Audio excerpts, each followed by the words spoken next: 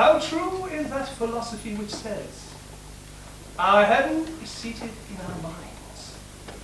Here, in this little soft retreat, my thoughts unbent from all the cares of life, content with fortune, ease from the grating duties of dependence, from envy free, ambition underfoot, the raging flame of wild destructive lust, reduced to the warm pleasing fire of lawful love. My life glides on, and all is well with it. Ah, how does the happy cause of my content, my dear Amanda, find me musing on my happy state, full of grateful thoughts to heaven? And you? Those grateful offerings heaven can't receive with more delight than I do. Would that I could share with it as well the dispensations of its bliss, that I might search its choicest favours out and shower them on your head forever. For all the heaven I'd ask. But we are clad in black mortality, and the dark curtain of eternal night at last must drop between us. It must. That mournful separation we must see. A bitter pill it is to all, but doubles its ungrateful taste when lovers are to swallow it. And perhaps that pain may only be my lot, or you possibly may be exempted from it. Men find out softer ways to quench their fires. Can you then doubt my constancy, Amanda? You'll find 'tis built upon a steady basis. The rock of reason now supports my love, on which it stands so fixed, the rudest hurricane of wild desire would like the breath of a soft slumbering babe pass by and never shake it. Yet still 'tis safer to avoid the storm. The strongest vessels, if they put to sea, may possibly be lost. Would I could keep you here in this calm port forever. Oh, forgive the weakness of a woman. I am uneasy at you going to stay so long in town. I know its false insinuating pleasures. I know the force of its delusions. I know the strength of its attacks. I know the weak defense of nature. I know you are a man, and I a wife. You know then all that needs to give you rest. For wife's the strongest claim that you can urge when you would plead your title to my heart. On this you may depend. You know the business is indispensable that obliges me to go to London. But since, against my will, I'm dragged once more into that uneasy theatre of noise, I am resolved to make such use on't as shall convince you. 'Tis an old caste mistress who has been so lavish of her favours, she has now grown bankrupt of her charms, and has not one allurement left to move me. Her bow, I do believe, has grown so weak, her arrows at this distance cannot hurt you. But in approaching them, you give them strength. Why are you so timorous? Because you are so bold. My courage should disperse your apprehensions. My apprehensions should alarm your courage. Fie, Amanda. It is not kind thus to distrust me. And yet my fears are founded on my love. Then your love is not founded as it ought. For if you can believe 'tis possible, I would again relapse to my past follies. It must appear to you a thing of such an undigested composition that not to think of me with inclination would be a weakness in your taste your virtue scarce could answer. It would be a weakness in my tongue my prudence could not answer if I should press you farther with my fears.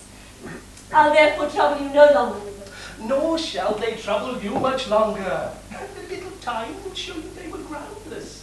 This winter shall be the fiery trial of my virtue, which, when it once has passed, you'll be convinced 'twas of no false allay. There all your cares will end. Pray heaven they may.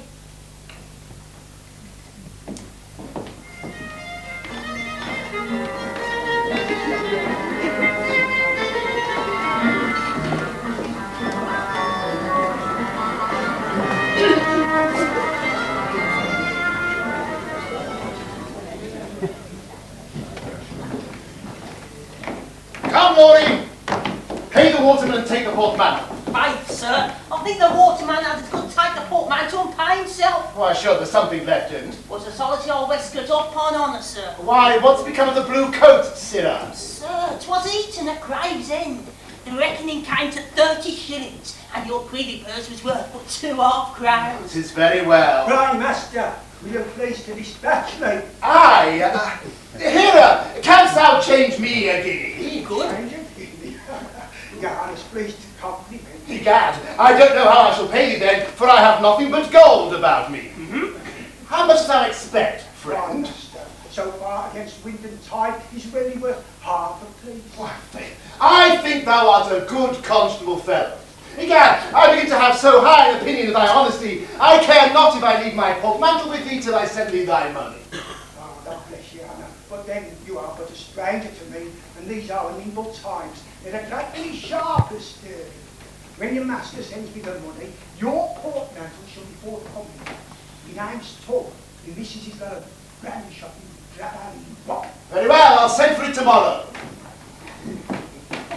So, now, sir, I hope you own yourself a happy man. You have outlived all your cares. How so, son? Why, you have nothing left to take care of. Oh, yes, sir. I have myself and you to take care of still. Oh, sir, if you could but prevail with somebody else to do that for you, I fancy we might both fare the better for it. Hey, if thou canst tell me where to apply myself, I have at present so little money and so much humility about me, I don't know but I might follow a fool's advice. Why then, sir, your fool advises you to lay aside all animosity and apply to Sir Novelty, your elder brother. Damn my elder brother! Well, with all my heart, I will get him to redeem your annuity, however. My annuity? Steph, he's such a dog he would not give me his powder puff to redeem my soul. Oh, look you, sir, you must wheedle him, or you must starve. Oh, look you, sir, I shall neither wheel him nor starve.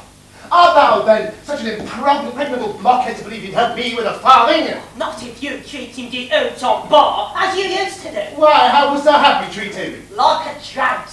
Tickle him. I can't flatter. Can you starve? Yes. Why can't goodbye to your son? Oh, stay a little! That will distract me. What wouldst thou have me say to him? Say nothing to him. Apply yourself to his favourites. Speak to his periwig, his cravat, his feather, his snuff box. And when you are well with them, design to lend you £1,000. I'll engage you, Prosper. Stephen Furious, why was that coxcomb thrust into the world before me? Fortune, fortune, thou art a bitch, by gad.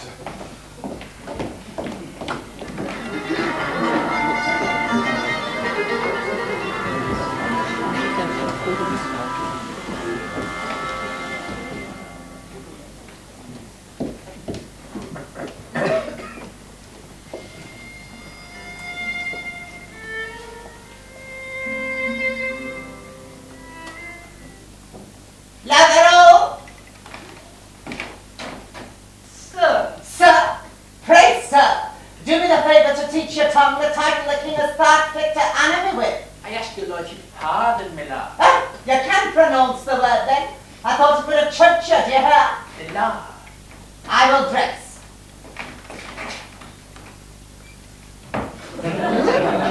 Well, 'tis an unspeakable pleasure to be a man of quality. Strike me dumb.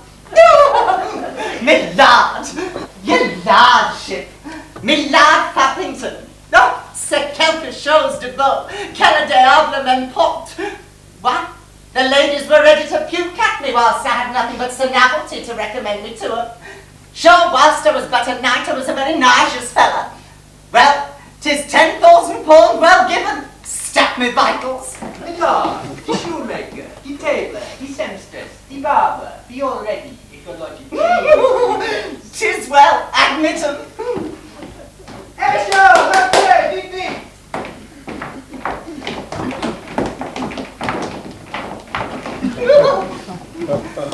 So, gentlemen, I hope you've all taken pains to show yourselves masters of your professions.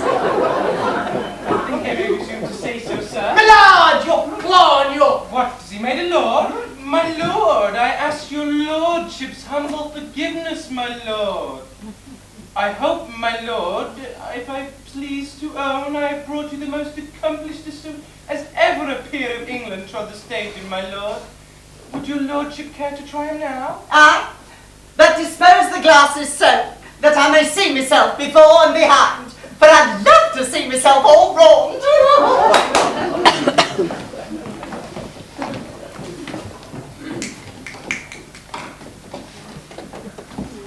Make haste now, gentlemen.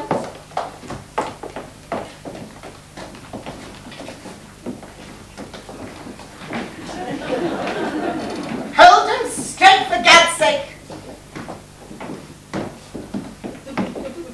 Any day. What the devil have we here? Sure, my gentleman's grown a great favourite at court to have all these people at his levee. Sir, these people come in order to make him a favourite at court. They are to establish him with the ladies. Good God. To what an ebb of taste are women fallen, that it should be in the power of a laced coat to recommend a gallant to a man. Sir, tailors and periwig makers are now become the boards of the nation, since they debauch all the women. Oh, thou sayest true.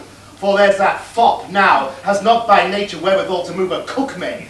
By the time these fellows have done with him, egad, he shall melt down a countess. But now, to my reception. I'll engage it shall be as cold a one as a courteous to his friend when he comes to put him in mind of his promise. Death and eternal tortures, sir! I say the packet's too high by a foot! My lord, if it had been an inch lower, it would have not held your lordship's pocket handkerchief. Rat me pocket handkerchief! Have not I a page to carry it? You may make him a packet up to the chin a purpose for it, but I will not have mine come so near me face. It is not for me to dispute your lordship's fancy. Lordship, Glory, did you observe that? Why, sir, I always thought it would end there. Now I hope you have a little more respect for him. Respect! Damn him for a coxcomb! Now have he ruined his estate to buy a title that he may be a fool of the first rate. But let's accost him. Brother! Your humble servant! Lad! Tam, I did not expect to see you in England. Brother, I'm glad to see you. Look you, sir, I shall never be reconciled to this nauseous packet. Therefore, pray get me another suit with all manner of expedition, for this is my eternal aversion. Mrs. Calico, and that you have in mind. Oh, directly, my lord. It can never be too low. You are positively in the right hand, for the packet becomes no part of the body but the knee. I hope your lordship is pleased with your cravat. No, in love with it, stab me vitals. Ring your bill. You will be paid tomorrow. I humbly thank your honour. Hark thee, shoemaker. These shoes aren't ugly, but they don't fit me. My lord, I think they fit you very well. They hurt me just below the instep. My lord, they don't hurt you there. I tell thee, they pinch me execrably. My lord, if those shoes pinch you, I'll be bound to be hanged, that's all. What? Wilt thou undertake to persuade me I cannot feel? Your lordship may please to feel what you think fit, but those shoes do not hurt you. I think I understand my trade. No. By all that's great and powerful, thou art an incomprehensible coxcomb. But thou makest good shoes, and so I'll bear with thee. My lord, I work for half of the people of quality in this town these 20 years. It's very hard I should not know when a shoe fits and when it don't. Well, prithee begin about thy business. Come, Mr. Porter, let me see what you have done, and then the fatigue of the morning will be over. My lord, I have done what I would defy any prince of Europe to outdo. I have made you a periwig so long and so full of hair, it will serve as a hazard coat in all weathers. Then thou hast made me thy friend to eternity. Come, comb it all. No, Laurie, what dost think on't? A very friendly reception from a brother after 3 years' absence. Oh, sir, it's your own fault. You seldom care for those that don't love what we love. If you would creep into his heart, you must enter into his pleasures. Here have you stood ever since you came in, and have not commanded any one thing that belongs to you. Nor never shall, whilst they belong to a coxcomb. And sir, you must be content to pick an hungry bone. No, sir, I'll crack it and get to the marrow before I've done. God's curse, Mr. Porter. You don't intend to put this upon me for a full periwig? Not a full one, my lord. I don't know what your lordship may please to call a full one, but I have crammed 20 ounces of hair into it. What it may be by weight, sir, I shall not dispute. But by tail, there are not 9 hairs of a side. Oh lord, oh lord, oh lord, as God is my judge. Your honour's side face is reduced to the tip of your nose. My side face may be an eclipse for aught I know, but I'm sure my full face is like the full moon. Heavens bless my eyesight. Sure I look through the wrong end of the perspective, but by my faith and please, your honour, the broadest place that I see upon your face seems to me to be no more than 2 inches in diameter. If it did, it would be just 2 inches too broad. For a periwig to a man should be like a mask to a woman. Nothing should be seen but his eyes. My lord, I have done. If you care to have more hair in your wig, I will put it in. Positively, yes. Shall I take it back now, my lord? No, I'll wear it today. Though it shows such a monstrous pair of cheeks. Stop me vitals, I shall be taken for a trumpeter. Oh! Now your people of business are gone, brother. I hope I may obtain a quarter of an hour's audience of you. faith, Tam, I must beg you'll excuse me at this time, for I must away to the Horse of Lads immediately. My Lady Teaser's case is come on today, and I would not be absent for the salvation of mankind. Labarol, is the coach at the door? Yes, my lord. You'll excuse me, brother. Shall you be back at dinner? As God shall judge me, I can't tell. But 'tis possible I may dine with some of our horsed lackeys. Shall I meet you there, for I have needs must talk with you? That I fear mayn't be so proper.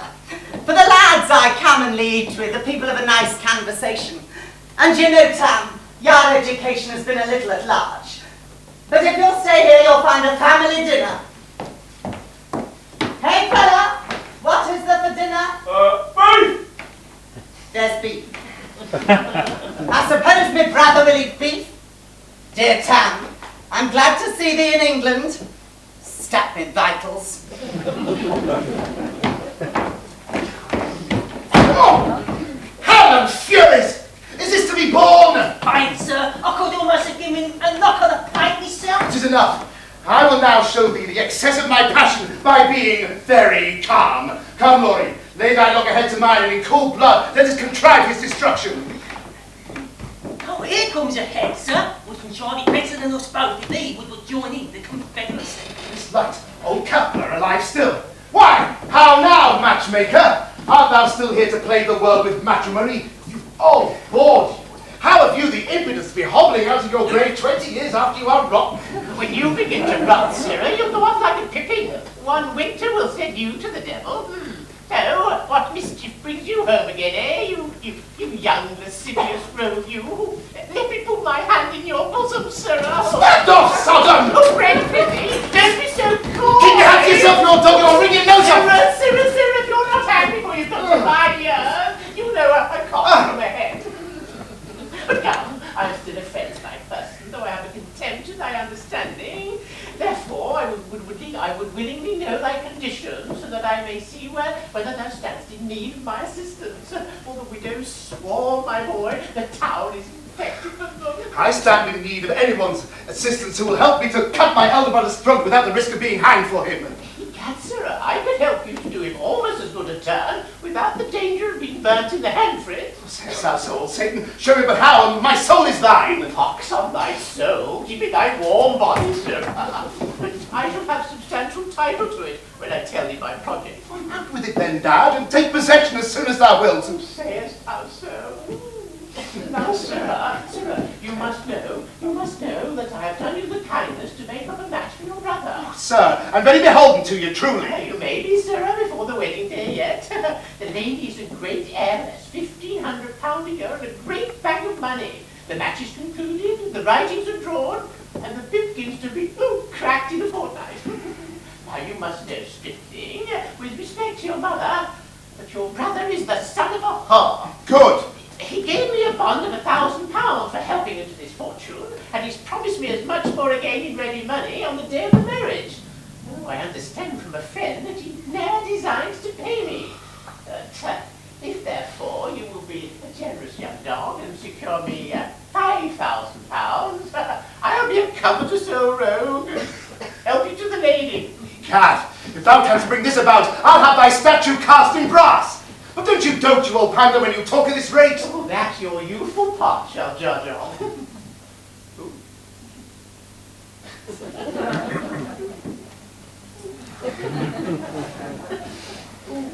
This plump portrait that I tell you of is in the country 50 miles off with an honoured parent in a lonely old house which nobody comes near. She never goes abroad nor has company at home. And to prevent all misfortune, she has her breathing indoors. The parson of the parish teaches her to play upon the bass viol, a clerk to sing, a nurse to dress, and a father to dance. In short, no one can give you admittance there but I, nor can I do it in any other way than by making thee pass for thy brother. How the devil wilt thou do that? Without the devil's aid, I warrant thee. Thy brother's face not one of the family ever saw. The whole business has been managed by me, all the letters go through my hands. The last that was writ to Sir Tunberry Clumsy, for that's the old gentleman's name, was to tell him that his lordship will be down in a fortnight to consummate.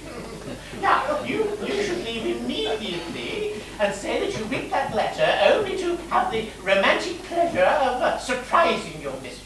You shall fall desperately in love with her as soon as you see her, and then make that your plea for marrying her immediately. Then, after the fatigue of the wedding night, you shall send me a swinging purse of gold, you dog, you. Egad, old dad, I'll put my hand in thy bosom now. Oh, you young warm, dusty thief, let me mount you. Sure, you'll lecture. Well, I warrant thou hast not a farthing of money in thy pocket. One could see it in thy face. Not a sou, by Jupiter. Must I advance then? Be round at my lodgings in half an hour, and I'll see what can be done. We'll sign and see me to pull it. Then, when I've given you farther instructions, you shall set sail and be gone. Oh well, to other business. Shoot you! Oh, you young warm dog, you! What a delightful night the bride will have out. So, Lordy, Providence, thou seest at last, takes care of men of merit. We are in a fair way to be great people. Aye, sir, if the devil don't step between the cup and the lip, as he uses to do. Faith, he hath played me many a damned trick to spoil my fortune, and I'm almost afraid he's at work about it again now. But what wouldst thou say if a qualm of conscience should spoil my desire? Then I would eat my words and wonder more than ever. Thus far will I hearken to it before I execute this project. I will try my brother to the bottom. I will speak to him with the air of a philosopher. My reasons, though they press him home, shall yet be clothed with so much modesty about them, that not one of all the truths they urge of him shall be so naked as to offend his sight. If he has so much humility about him as to assist me, though with a moderate aid, I'll drop my project at his feet, and show him I can do for him much more than what I'd ask he do for me. This one conclusive trial of him I resolve to make. Succeed or not, still victory is my lot. If I subdue his heart, 'tis well. If not, I'll subdue my conscience to my plot.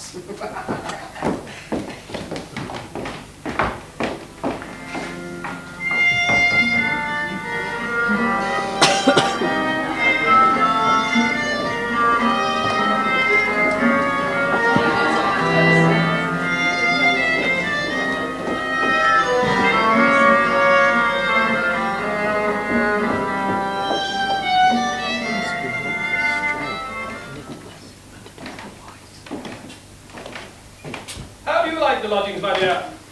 For my part, I'm so well pleased with them, I shall hardly remove whilst we stay in town. If you're satisfied. I am satisfied with everything that pleases you, as I had not come to town at all. Oh, a little noise and bustle of the world sweetens the pleasures of retreat. We shall find the charms of our retirement doubled when we return to them.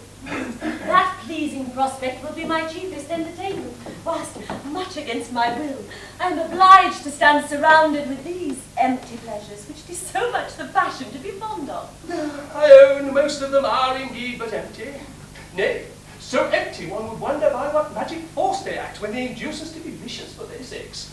Still, there are some we can speak kindlier of.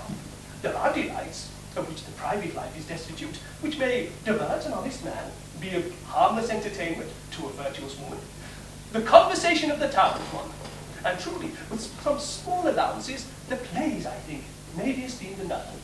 The plays, I must confess, have some small charms, and would have more, with their restrain that lucid, seeing encouragement to vice, which shocks, if not the virtue of some woman, at least the modesty of all. But till that reformation can be made, I would not leave the wholesome corn for some intruding tare that grows amongst it. Doubtless, the moral of a well-wrought scene is a prevailing force. Last night, there happened one that moved me strangely. Pray, what was that? Why?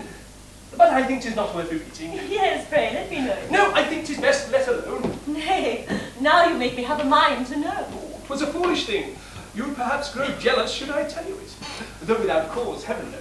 I shall begin to think I have cause if you persist in making it a secret. Then I'll convince you have none, by making it no longer so. Know then, I happened in the play to find my very character, only with the addition of a relapse, which struck me so, I put a sudden stop to a most harmless entertainment, which until then had diverted me between the acts. 'Twas to admire the workmanship of nature. In the face of a young lady that sat some distance from me. She was so exquisitely handsome. So exquisitely handsome? Why do you repeat my words, my dear? Because you seem to speak them with such pleasure, I thought I might oblige you with their echo. Then you are alarmed, Amanda. It is my duty to be so when you are in danger. No, you are too quick in apprehending for me. All will be well when you heard me out. I do confess I gazed upon her. Nay, eagerly gazed upon her. Eagerly? That's what desire. No, I desired her not. I viewed her with a world of admiration, but not one glance of love. Take heed of trusting to such nice distinctions. Oh, I did take heed. I snatched my eyes away. They pleaded hard for leave to look again, but I grew absolute and Who was she, pray? Indeed, I cannot tell. You will not tell. By all that's sacred, then, I did not ask. Nor do you know what company was with her? I do not. Then I am calm again. But why were you disturbed? Had I then no cause? None, certainly. I thought I had. What's wrong, Amanda? Madam, there's a young lady at the door in a chair. So I to know whether your ladyship sees company. I think her name is Corinthia. Oh, dear. 'Tis a relation I have not seen these 5 years. Pray her to walk in. Here's another beauty for you. She was young when I saw her last, but I hear she's grown extremely handsome. Don't you be jealous now, for I shall gaze upon her too. My heavens! The very woman!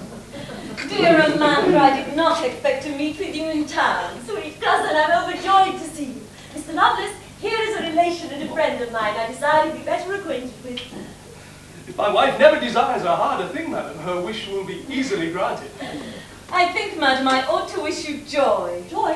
For what? Upon your marriage. You were a widow when I saw you last. Oh, you would rather wish me joy upon that, madam, since I am the only gainer. If she has got so good a husband as the world reports, she has gained enough to expect the compliments of her friends upon it.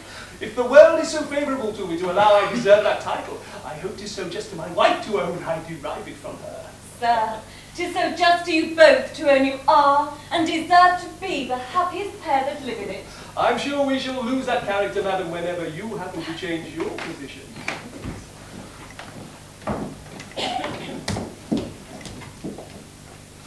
Sir, my Lord Foppington sent several services to you, and decides to know how you do. If we just heard you was in town, and he's at the next door. If not being convenient, he'll come and wait upon you. Lord Foppington. I know him not. Not his dignity, perhaps, but you do his person.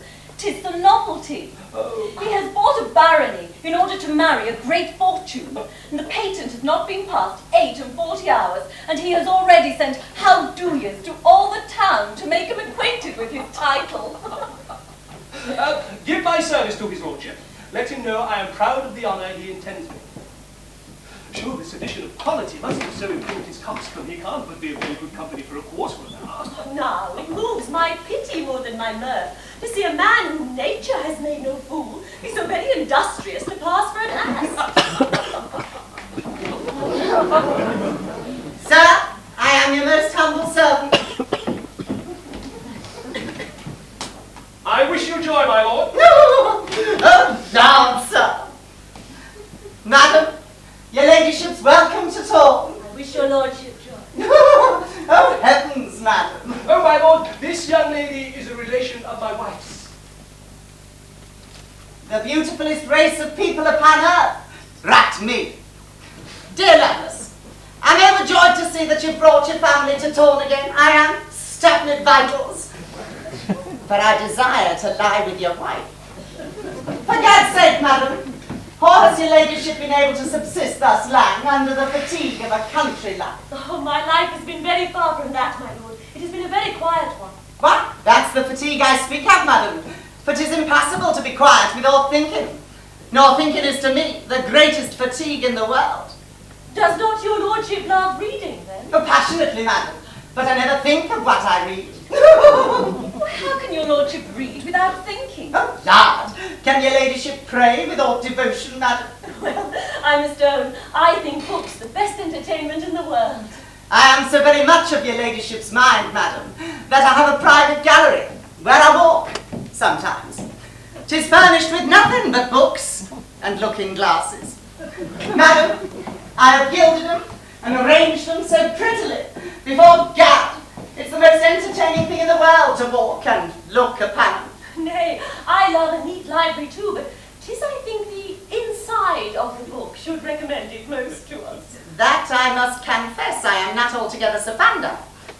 For to mind the inside of a book is to entertain oneself with the forced product of another man's brain. No, I think a man of quality and breeding may be much better diverted with the natural sports of his own. But to say the truth, madam, let a man love reading never so well. When once he comes to know this tone, he finds so many better ways of passing the 24 hours that 'twere 10,000 pities he should consume his time in that. For example, madam, midlife. No, midlife, madam, is a perpetual stream of pleasure that glides through such a variety of entertainments. I believe the wisest of our ancestors never had the least conception of any of them. I rise, madam, about 10 o'clock. I don't rise sooner, because 'tis the worst thing in the world for the complexion. Not that I pretend to be a beau, but a man must endeavour to look wholesome, lest he make so nauseous a figure in the side backs, the ladies should be compelled to turn their eyes upon the play. So at 10 o'clock, I say, I rise. No, if I find 'tis a good day, I resolve to take a turn in the park and see the fine women. So huddle on me clothes and get dressed by 1. If it be nasty weather, I take a turn in the chocolate horse, where as you walk, madam, you have the prettiest prospect in the world. You have looking glasses all round. But I'm afraid I tire the company. Not at all. Pray go on. Why then, ladies, from thence I go to dinner at Lackett's, where you are so nicely and delicately served that, stop me vitals, they shall compose you a dish no bigger than a saucer shall come to 50 shillings. Between eating me dinner and washing me more, ladies, I spend me time till I go to the play, where till 9 o'clock I entertain myself with looking upon the company, and usually dispose of 1 hour more in leading them out. So there's 12 of the 24 pretty well over. The other 12, madam, I disposed of in 2 articles. In the first 4, I toast myself drunk, and in t'other 8, I sleep myself sober again. Thus you see, ladies, my life is an eternal rondeau of delights. 'Tis a heavenly one indeed. I thought, my lord, that you both spent a great deal of your time in intrigues. You have given us no account of them yet. So, she would inquire into me amours. That's jealousy. She begins to be in love with me. Well, madam, as to time for intrigues, I usually make detachments of it from the other pleasures, according to the exigency. For your ladyship may please to take notice that those who intrigue with women of quality have rarely occasion for about half an hour at a time. People of that rank, being under those decorums, they can scarcely give you a longer view than will just serve to shoot 'em flying. So that the course of my other pleasures is not very much interrupted by me amours. But your lordship has become a pillar of the state. You must attend the weighty affairs of the nation. Sir, as to weighty affairs, I leave them to weighty heads. I never intend mine shall be a burden to my body. Oh, but you'll find the house will expect your attendance. Sir, you'll find the horse will campon for me appearance. Your friends will take it ill if you do not attend their particular causes. Not, sir, if I come time enough to give them my particular vote. But pray, my lord, how do you dispose of yourself on Sundays? For that, methinks, is a day should hang wretchedly upon your hands. Why, Sunday is a vile day. I must confess, I intend to move for leave to bring in a bill that the players may work upon it, as well as the hackney coaches. Though this I will say for the government, it leaves us the churches to entertain us. But then again, they begin so abominable early. A man must rise by candlelight to be dressed by the psalm. Pray, which church does your lordship most oblige with your presence? St. James's, madam. There's much the best company. Is there good preaching, too? By faith, madam, I can't tell. A man must have very little to do there that can give an account of the sermon. You can give us an account of the ladies, at least. Or I deserve to be excommunicated. There is Lady Tackle, me Lady Prate, me Lady Titter, me Lady Lear, me Lady Giggle, and me Lady Grin. All these sit in the front of the boxes, and all church time the prettiest company in the world, Statuary Vitals. Mayn't we hope for the honour to see your ladyship added to our society, ma'am? Alas, my lord, I am the worst company in the world at church. I'm apt to mind the prayers, or the sermon. One is indeed strangely apt at church to mind what one should not do. But I hope, madam, at one time or other, I shall have the honour to lead your ladyship to your coach there. Methinks she seems strangely pleased with everything I say to her. 'Tis a vast pleasure to receive encouragement from a woman before her husband's face. I've a good mind to pursue me conquest and speak the thing plainly to her at once. Egad, I'll do it, and that in so cavalier a manner she'll be surprised at it. Ladies, I'll take me leave. I'm afraid I begin to grow troublesome with the length of my visit. Oh, your lordship's too entertaining to grow troublesome anywhere. That no was as much as if she had said, pray lie with me. I'll let her see I am quick of apprehension.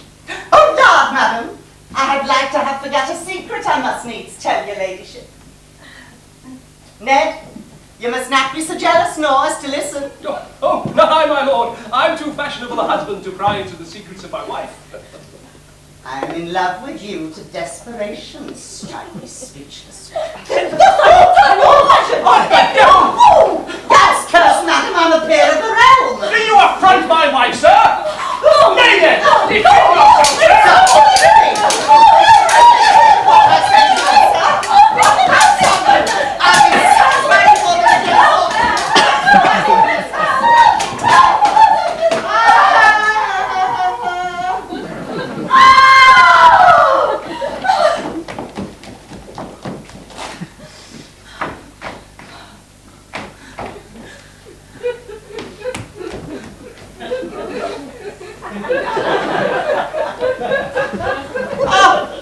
Quite through the body. Stop me vitals. I hope I haven't killed the bull, however. Bear him up. Where's your wound? Just through the guts. Call the surgeon there. Unbutton him quickly. Oh, pray make haste. This mischief you may thank yourself for. I may so. Loves the devil indeed, Ned. Here, sir, Mrs. Surrender, the doctor has just rode past the door. He's the welcomest man alive. Stand by, stand by, stand by. Pray, gentlemen, stand by.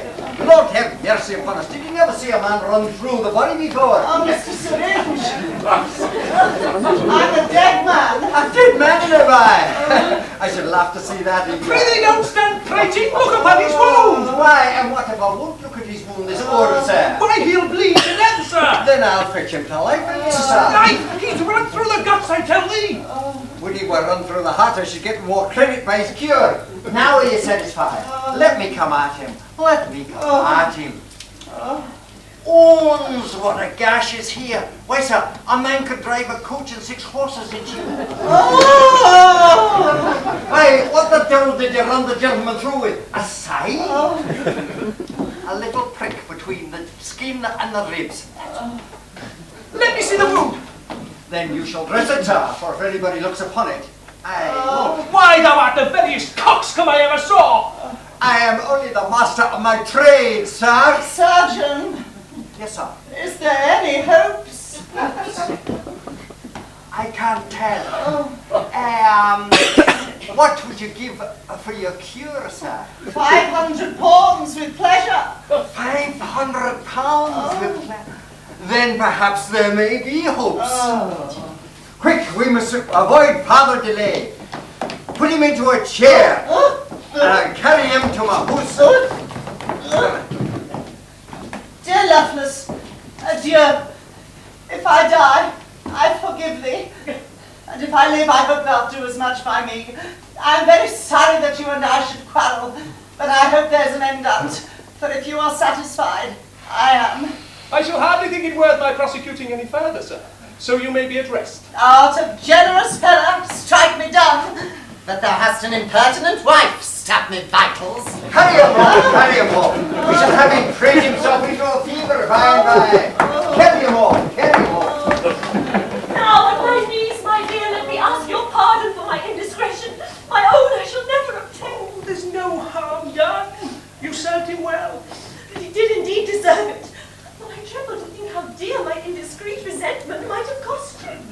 matter? Never trouble yourself about that. For heaven's sake, what was it he did to you? Nothing. He only squeezed me kindly by the hand and frankly offered me a coxcomb's heart. Oh, I know I was to blame to resent it as I did, since nothing but a quarrel could ensue, but the fool so surprised me with his insolence, I was not mistress of my fingers.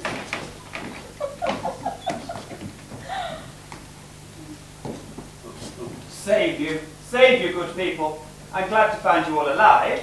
I met a wounded peer carrying off. For heaven's sake, what was the matter? A trifle. He would have lain with my wife before my face. She obliged him with a box of the ears, and I ran him through the body, that's all. Bagatelle on all sides. But pray, madam, how long has this noble lord been a humble servant of yours? 'Tis the first I've heard of, so I suppose 'tis his quality more than his love has brought him into this adventure. He thinks his title an authentic passport to every woman's heart below the degree of a peeress. He's coxcomb enough to think of anything, but I would not have you brought into trouble for him. I do hope there's no danger to his life. No, none at all. He's fallen into the hands of a roguish surgeon, whom I perceive designs to frighten a little money out of him. But I saw his wound. 'Tis nothing. He may go to the plays tonight if he pleases. Then I'm glad you corrected him without further mischief. And now, sir, if these ladies have no further service of you, you'll oblige me to go to the place I spoke to you of t'other night. With all my heart. Though I could wish methinks to stay and gaze a little longer on that creature. Good gods, how beautiful she is. But what have I to do with beauty? I've already had my portion, and must not covet more. Come, sir, when you please. Ladies, your servant. Oh, Mr. Lovelace, pray one word with you before you go. I'll overtake you, sir. What would, my dear? Only a foolish woman's question. How do you like my cousin here? Jealous already, Amanda? Oh, not at all. I ask for another reason. Whatever her reason be, I must not tell her true. Well, why, I confess she's handsome. But you must not think I slight your kinswoman if I own to you, of all the ladies who may claim that character, she is the last would triumph in my heart. I am satisfied. Now tell me why you ask. At night, I will. Adieu. I'm yours. I'm glad to find he does not like her, for I have a great mind to persuade her to come and live with me. Now, dear Berinthia, let me inquire into your affairs, for I do assure you, I am enough your friend to interest myself in everything that concerns you. You formerly have given me such proofs on't, I should be very much to blame to doubt it. I'm sorry I have no secrets to trust you with, that I might convince you how entire a confidence I durst repose in you. Why, is it possible that one so young and beautiful as you should live and have no secrets? What secrets do you mean? Lovers. Oh, 20, but not one secret amongst them. Lovers in this age have too much honour to do anything underhand. They do all above board. That now methinks would make me hate a man. But the ladies of the town are of another mind, for by this means a lady may, with the expense of a few coquette glances, lead 20 fools about in a string for 2 or 3 years together. Whereas, if she should allow them greater favours and oblige them to secrecy, she wouldn't keep one of them a fortnight. What could be the reason of that? One reason is they don't know how to go farther. They've had so little practice, they don't understand the trade. They have a flirt at all and catch none. But prithee, Berinthia, instruct me a little farther, for I'm so great a novice, I'm almost ashamed of it. My husband's leaving me whilst I was young and fond threw me into that depth of discontent that ever since I have led so private and recluse a life, my ignorance is scarce conceivable. I therefore fain would be instructed. Not that heaven knows what you call intrigues have any charms for me. My love and principles are too well fixed. The practic part of all unlawful love is abominable, but for the speculative, that we must all confess is entertaining. The conversation of all the virtuous women in the town turns upon that, and new clothes. Pray be so just then to me, to believe 'tis with a word of innocency I would inquire, whether you think those women we call women of reputation do really escape all other men as they do the shadows of them, the beau. Oh no, Amanda. There are a sort of men make dreadful work amongst them. Men that may be called the beau's antipathy, for they agree in nothing but walking upon 2 legs. These have brains, the beau has none. These are in love with their mistress, the beau with himself. They take care of her reputation. He's industrious to destroy it. They are decent, he's a fop. They are sound, he's rotten. They are men, he's an ass. If this be the character, I fancy we had here even now a pattern of a book. His lordship and Mr. Worthing, The same. as for his lordship, he's eminently so. As for the other, there's not a man about town has a better interest with the women that are worth having an interest with. But 'tis all private. He's like a backstair minister at court, who, while the reputed favourites are sauntering in the bedchamber, is ruling the roost in the closet. He answers then the opinion I ever had of him. Oh, heavens, what a difference there is between a man like him and that vain, nauseous, thoughtful novelty. I must acquaint you with the secret, cousin. 'Tis not that fool alone has talked to me of love. Worthing has been tampering too. Oh, 'tis true he has done him vain. Not all his charms or art have power to shake that tender love I bear my husband. Oh no, he sits triumphant in my heart and nothing to dethrone him. But should he abdicate again, do you think you should preserve the vacant throne 10 tedious winters more in hopes of his return? Indeed, I think I should. But I must confess, after those obligations he has to me, should he abandon me once more, my heart would grow extremely urgent with me to root him thence and cast him out forever.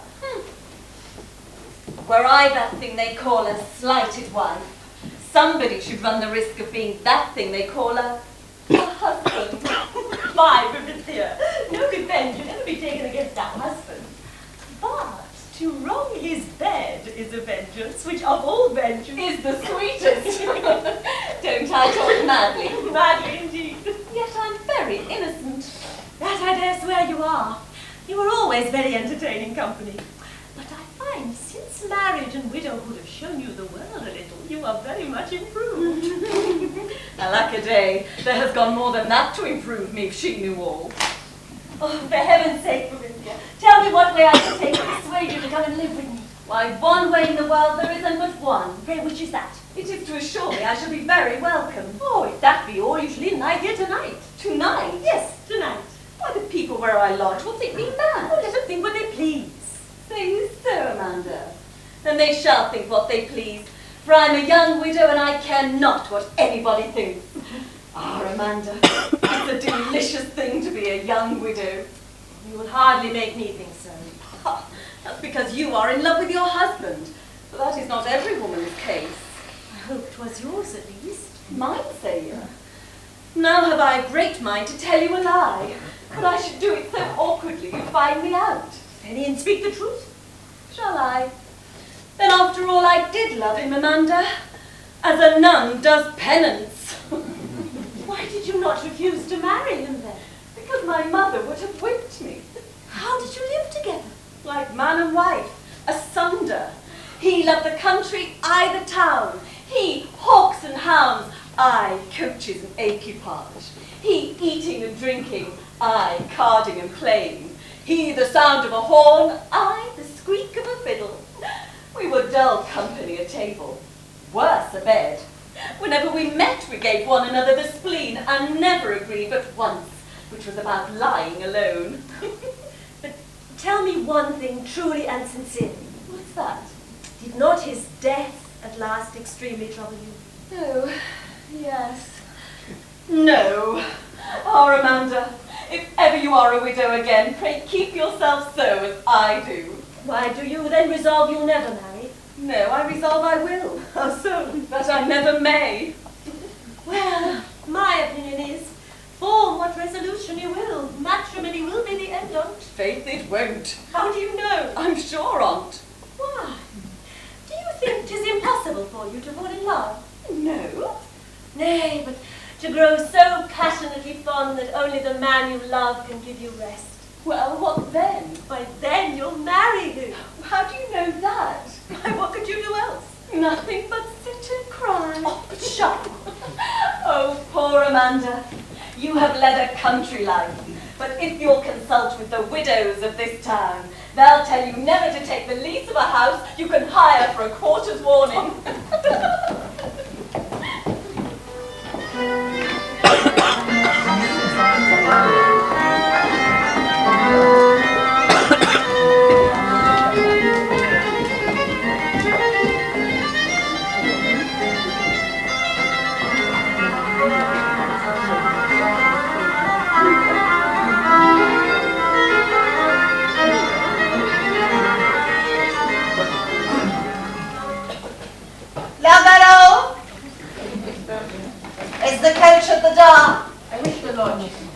pass any longer. I'm afraid your honour does not well consider your wound. My wound?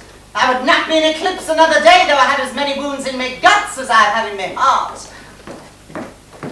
Brother, your servant, how do you find yourself today? So well that I've added my coach to the door, so there's no great danger of death this bold town. I'm very glad to hear it. That, I believe, is a lie. Prithee, Tam, tell me one thing. Did not your heart cut a caper up to your mouth when you heard I was ran through the body? Why do you think it should? Because I remember mine did so when I heard my father was shot through the head. No! Right. Though I know to talk to you of business, especially of money, is not a theme quite so entertaining to you as that of the ladies, my necessities are such, I hope you will have the patience to hear me. The greatness of your necessities, Tam, is the worst argument in the world for your being patiently heard. I do believe you're going to make me a very good speech, but strike me dumb. It has the worst beginning of any speech I've heard this 12 months. I'm very sorry you should think so. I do believe thou art.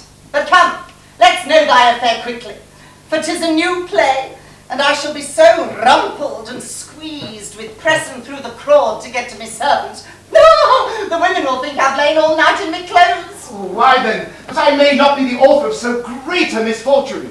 My case, in a word, is this. The necessary expenses of my travels have so far exceeded the wretched income of my annuity that I have been forced to mortgage it for £500, which is spent, so that unless you are so kind as to assist me in redeeming it, I know no remedy but to go take a purse. Why, faith, Tom, to give you my sense of the thing, I do think taking a purse the best remedy in the world. For if you succeed, you are relieved that way. And if you're taken, you are relieved t'other. No! I'm so glad to find you in so pleasant a humour. I hope I shall find the effects on't. What? Do you then really think it a reasonable thing I should give you £500? I do not expect it as a Jew, brother. I am willing to receive it as a favour. Thou art willing to receive it any horse, strike me speechless. But these are damned times to give money in. Taxes are so great, repairs so exorbitant, tenants such rogues, and periwigs so dear, that the devil take me, I'm reduced to that extremity in me cash. I've been fast to retrench in that one article of sweet powder, till I've brought it down to 5 guineas a month, nor judge, Tam, whether I can spare you £500. If you can't, I must starve, that's all. Damn him! All I can say is you should have been a better husband of your resources. Oons! If you cannot live upon 5,000 a year, how do you think I should do it on 200? Don't be in a passion, Tam. For passion is the most unbecoming thing in the world, to the face. Look you, I don't love to say anything to you to make you melancholy, but upon this occasion I must take leave to put you in mind that a running horse does require more attendance than a coach horse. Nature has made some difference twixt you and I. Yes, she has made you older, pox take her. That is not all, Tam. Why, what is there else? Ask the ladies. Why, thou essence bottle, thou muscat! Dost thou then believe thou hast any advantage over me but what fortune has given thee? I do. Stab me vitals. Why, by all this great and powerful, thou art the Prince of Coxcombs. I am proud of being at the head of so prevailing a party. Then will nothing provoke thee? Draw, coward! Oh, look you, Tam. You know I've always taken you for a mighty dull fella. And here is one of the foolishest plaques broke out I've seen a long time. Your poverty makes your life so burdensome to you. You would provoke me to quarrel, in hopes either to slip through me lungs into the estate, or get yourself run through the guts to put an end to your pain. But I will disappoint you in both your designs. For with the temper of a philosopher, and the discretion of a statesman, I will go to the play with my sword and my scabbard. No! Farewell, snuff-box! And now, conscience, I defy thee! Laurie! Sir? Laurie, here's rare news. His lordship has given me a pill, has purged off all my scruples. Oh, then my heart's at ease again, sir. For I've been in a lamentable fright ever since your conscience had the impudence to intrude into your company. Oh, be at peace. It will come there no more. My brother has given it a ring by the nose, and I have kicked it down the stairs. Therefore, get to the inn, get the horses ready quickly, and bring them to Old Coupland without a moment's delay. Oh, then, sir, you are going straight about the fortune. I am! Away, Lloyd! Fly! The happiest day I ever saw. I'm upon the wing already.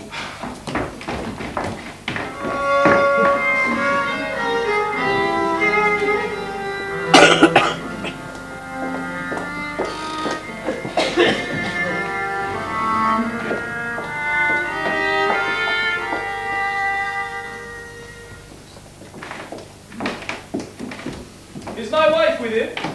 No, sir, she's gone out to our bar. 'Tis well. Leave me.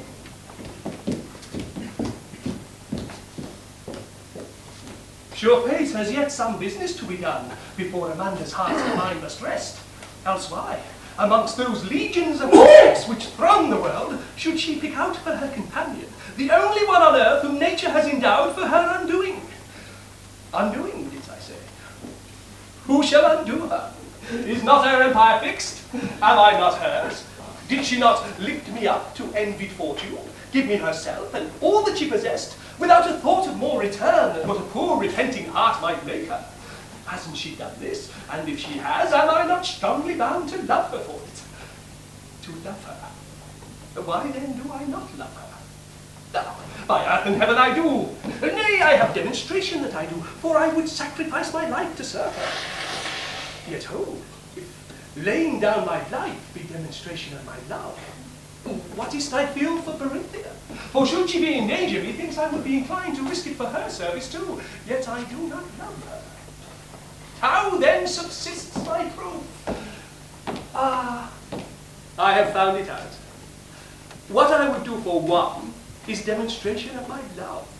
If I would do as much for t'other, if there is demonstration of my friendship, aye, it must be so, for I find I'm very much her friend. Ah, she here. Take heed, my heart, for there are dangers toward. What makes you look so thoughtful, sir? I hope you are not ill. I was debating, madam, whether I was so or not, and that was it which made me look so thoughtful. Is it then so hard a matter to decide? I thought all people were acquainted with their own bodies, though few people know their own minds. But what if the distemper I suspect be in the mind? Why? Then I'll undertake to prescribe you a cure. Alas, you undertake you know not what. So far at least then allow me to be a physician. Nay, I'll allow you so yet further, for I have reason to believe, should I place myself in your hands, you would increase my distemper. Perhaps I might find reasons from the college not to be too quick in my cure. But 'tis possible I might find ways to give you often ease, sir. If I were sure of that, I would quickly lay my case before you. Whether you are sure of it or no, what risk do you run in trying? Oh, a very great one. How? You might betray my distemper to my wife. And so lose all my practice? Will you then keep my secret? I will if it don't burst me. I'm satisfied. Now hear my symptoms, and give me your advice. The first were these. When 'twas my chance to see you in the play, a random glance you threw at first alarmed me. I could not turn my eyes from whence the danger came, and gazed upon you, till you shot again. Then my fears came upon me. My heart began to pant, my limbs to tremble. My blood grew thin, and my pulse beat quick, and my eyes grew hot and dim, and all the frame of nature shook with apprehension. It is true, some small recruits of resolution my manhood brought to my assistance, and by their aid I made a stand a while, but found at last your arrows flew too thick, failed to pierce me, so left the field, and fled for shelter to Amanda's arms. What think you of these symptoms, pray? Feverish, every one of them. But what relief, pray, did your wife afford you? Oh, why, instantly. She let me blood, which for the moment much assuaged my flame. But when I saw you, out it burst again, and raged with greater fury than before. Nay, since you now appear, 'tis so increased, that in a moment, if you do not help me, I shall, whilst you look on, consume to ashes. Oh, Lord, 'tis the plague, and we shall all be infected. Then we'll die together, my charming angel. Get the devils in you! Here's somebody coming. So my lady came home and started to speak with you. She's in her chamber. Tell her I'm coming. But before I go, one glass more of nectar to drink her out. Stand off, or I shall hate you, by heavens! In matters of love, a woman's oath is no more to be minded than a man's. What's here? My old mistress, and so closely faith. I would not spoil her sport for the universe.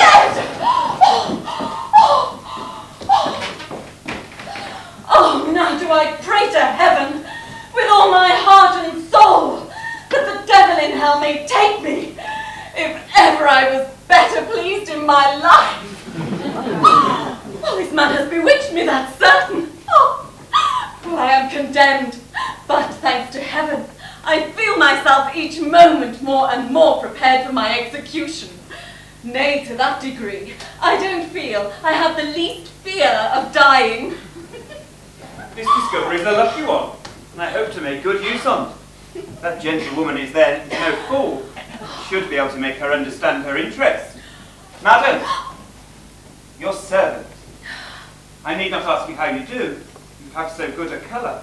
No better than I used to have, I suppose. A little more blood in your cheeks. The weather's hot. And if it were not, a woman may still have a colour. What do you mean by that? Nothing. Why do you smile then? Because the weather's hot. You'll never leave Roguing, I see that. And you'll never leave. I see that. Well, I can't imagine what you drive at. Pray tell me what you mean. Do you tell me? 'Tis the same thing. I can't. Yes. I shall guess wrong. Indeed you won't. Pshaw! Either tell or let it alone. Nay, rather than let it alone, I will tell. But first I must put you in mind that after what has passed twixt you and I, there ought to be very few secrets between us. Why, what secrets do we hide? I know of none. There are two. One I have hid from you. T'other you would hide from me. You are fond of Lovelace, which I have discovered. I am fond of his wife. Which I have discovered. Very well. So I confess your discovery to be true. What say you to mine? Why, I confess. I would swear to a fault if I thought you were fool enough to believe me. Why, I am almost in love with you again. Nay, but I might be quite so, had I made one short campaign with Amanda. Therefore, if you would find it would tickle your vanity to bring me once more down to your lure, you quickly help me dispatch her business, so that I may have nothing else to do to apply myself to yours. Do you then think, sir, that I am old enough to be a bawd? No, but I think you are wise enough. To do what? To hoodwink Amanda with a gallant, so that she may see who is her husband's mistress. He has reason. The hint's a good one. So, madam, what think you want? I think you are so much a deeper politician in these affairs than I am, that I ought to have a very great regard to your advice. Then give me leave to put you in mind. The most safe, easy, and pleasant position for your own amour is the house in which you now are, provided you can keep Amanda from suspicion. And the way to do that is to engage her in an intrigue of her own, making yourself her confidante. And the way to bring her to intrigue is to make her jealous of her husband in a wrong place, which the more you foment, the less you'll be suspected. This is my scheme, in short, which if you follow as you should, my dear Berinthia, we all four may pass this winter very pleasantly. Well, I could be glad to have nobody's sins to answer for but my own. But where there's a necessity... Well, right as you say, where there's a necessity, a Christian is bound to help his neighbour. So, lose no time. Begin the dance as fast as we can. Not till the fiddles are in tune, pray, sir. Your lady's strings will be very apt to fly, I can tell you that, if they are wound up too hastily. But if you'll have patience to screw 'em to their pitch by degrees, I don't doubt but she might endure to be played upon. Now, one word per inclination, then everyone to their post. What opinion do you find she has of me? What you could wish. She finds you handsome and discreet. Good. That's thinking half seas over. One more time brings us to port. Perhaps it may, but still remember, there's a very difficult bar to pass. Oh, I know there is, but I don't doubt I shall get well over it with the help of such a pilot. You may depend upon your pilot. She'll do the best she can. So weigh anchor and be gone as soon as you please. I'm under sail already. Adieu. Bon voyage. So, here's a fine work. What a business have I undertaken? I'm a very pretty gentlewoman, truly, but there was no avoiding it. He'd have ruined me if I'd refused him. Besides, Faith, I begin to fancy there may be as much pleasure in carrying on another body's intrigues as one's own. This, at least, is certain. It exercises almost all the entertaining faculties of a woman. For there's employment for hypocrisy, invention, deceit, flattery, mischief, and lying. If you please, madam, don't say whether you like me by him or not. Yes, no, oh, go fiddle, I care not what you do, prithee leave me. I have done. What in the name of Jove's the matter with you? The matter, Maria? I'm almost mad, I am plagued to death. Who is it that plagues you? Oh, who do you think should plague a wife but her husband? Oh, we shall have you wish yourself a widow by and by. Would that I were anything but what I am. The base, ungrateful man, after what I have done for him, to use me thus. What? He has been ogling now, I'll warrant you. Yes, he has been ogling. So you are jealous, is that all? At all? Is jealousy then nothing? It should be nothing if I were in your case. Why, what would you do? I'd cure myself. How? Let blood in the fond vein. Care as little for my husband as he did for me. That would not stop his course. Do you then really think he's false to me? I did but suspect you. Think so? I know he's so. Is it possible? Pray tell me what you know. Don't then press me to name names, for that I have sworn I won't do. I won't, but let me know all you can without perjury. Well, I'll let you know enough to prevent any wise woman's dying of the pip. Therefore, pray, don't stand trifling any longer and teasing yourself with this and that and your love and your virtue and I know not what. But resolve to get a head up, get a tiptoe and look over 'em all. For to my certain knowledge, your husband is a-pickering elsewhere. You're sure of it? Positively. He fell in love at the play. You're very sane. Do you know the ugly thing? Yes, I know her, and she's no such an ugly thing, neither. She's very handsome. Truly, I think so. Oh, what do you sigh for now? Oh, my heart. Only the pangs of nature. She's in labour of her love. Heaven send her a quick delivery. I'm sure she has a good midwife. I'm very ill. I must go to my chamber. Dear Marinthia, don't leave me a moment. No, don't fear. I'll see you safe brought to bed. I'll warrant you.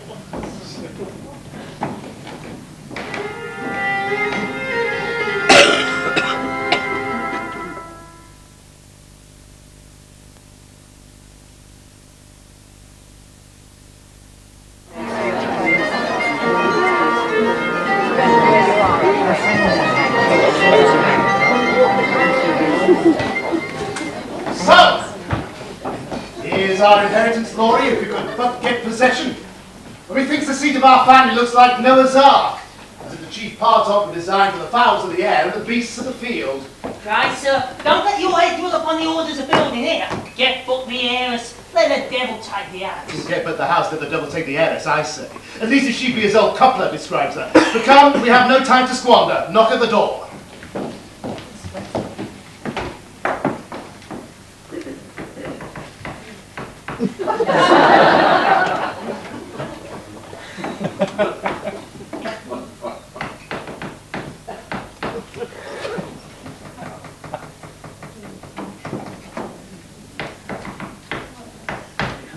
What the devil? How many there is in this house? Knock harder! Yes, sir, this will prove some enchanted castle that we shall have the giant come out by and by with his club and beat our brains out. Hush, they come! Who's there? Open the door and see. Is that your country breeding? I got too much for a bargain. Jonas, it's a blunderbuss prime. Laurie, give him good words and we shall have shot here of fortune catching. I can't so I can do the right on. Oh, Mr. White. Out there! What do you want? Nothing, sir, but to wait upon Sir Tumberry with your leave. You wait upon Sir Tumbly. Your Highness just as Sir Tumbly pleases. But would you do me the favour, sir, to know whether Sir Tumberry pleases or not? I just tell here, with good words, much may be done. Well, come down, please, and ask Sir Tumbly if he pleases to be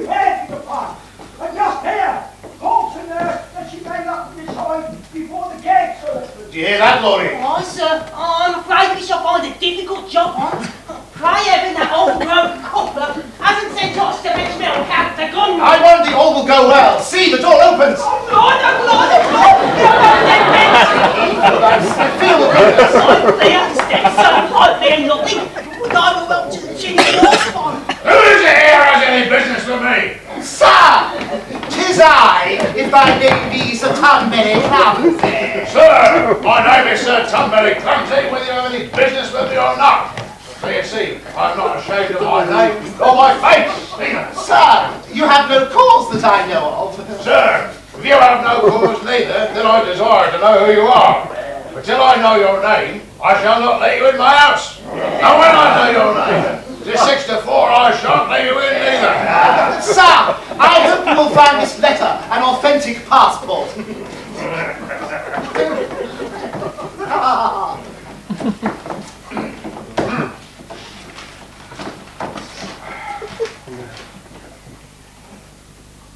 Godman Lord, I ask your lordship's pardon 10,000 times.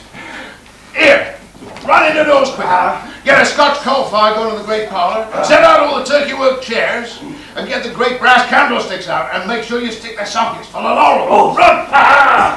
My lord, ask your lordship's pardon.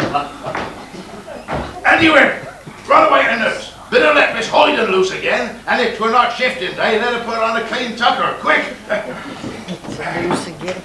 I hope your lordship will excuse the disorder of my family. We're not used to receive many of your lordship's great quality every day. Pray, where are your servants and coaches, my lord? Well, sir, that I might give you and your fair daughter a proof how impatient I am to be nearer her kin to you, I left my equipage to follow me, and came away post one servant. Your lordship does me too much honor. It is exposing your person to too much fatigue and danger, I protest it was.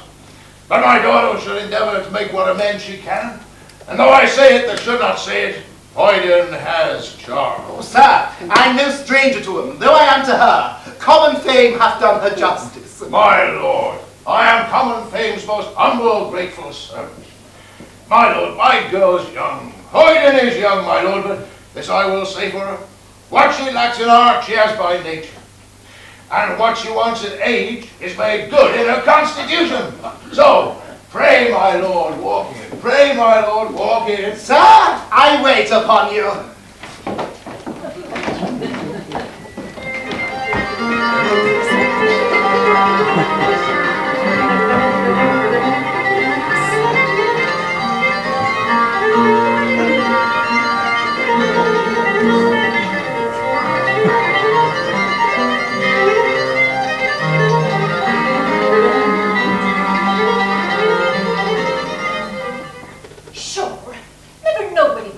I am. I know well enough what other girls do, but they all think to make a fool of me. It is well I have a husband coming, or it can't I marry the baker I would so. Nobody can knock on the gate, but presently I must be locked up. And here is the young greyhound bitch, can run loose about the house all day long she can. 'Tis very well. Miss Ida! Miss Ida! Well, what do you make such a noise for, huh? What's a din of body's ears for? Can't I be quiet with you? What do I din a body's ears for? Is one come, will din your ears for you? What care I who's come? I care not a fig who comes nor who goes, as long as I must be locked up like the ale cellar. That, miss, is for fear you should be drank before you are ripe. Oh, don't trouble your head about that. I'm ripe as you, though not so mellow. Oh, very well. Now, have I a good mind to lock you up again and not to let you see my lord tonight? My lord? Why, is my husband come? Yes, marry, you see, and a goodly person too. Oh, my dearness. Forgive me this much, and I'll never misuse you again. No, for if I do, you shall give me 3 thumps on the back and a great pinch by the cheek. Oh, the poor thing. See how it melts. It's just full of good nature, isn't it? It's full of me. So, my dear nurse, don't lie now. Is he come by your troth? Yes, truly is it. Oh, Lord, I'll go put on my lace smock. They'll be whipped till I've let her down my heel springs. Oh, the Lord succor me out, I'll have to light him.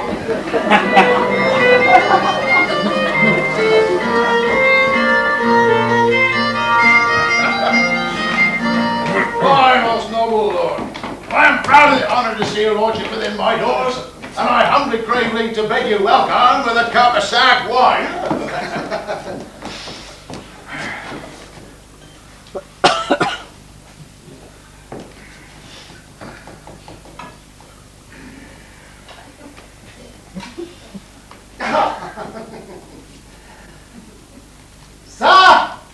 dear daughter's health.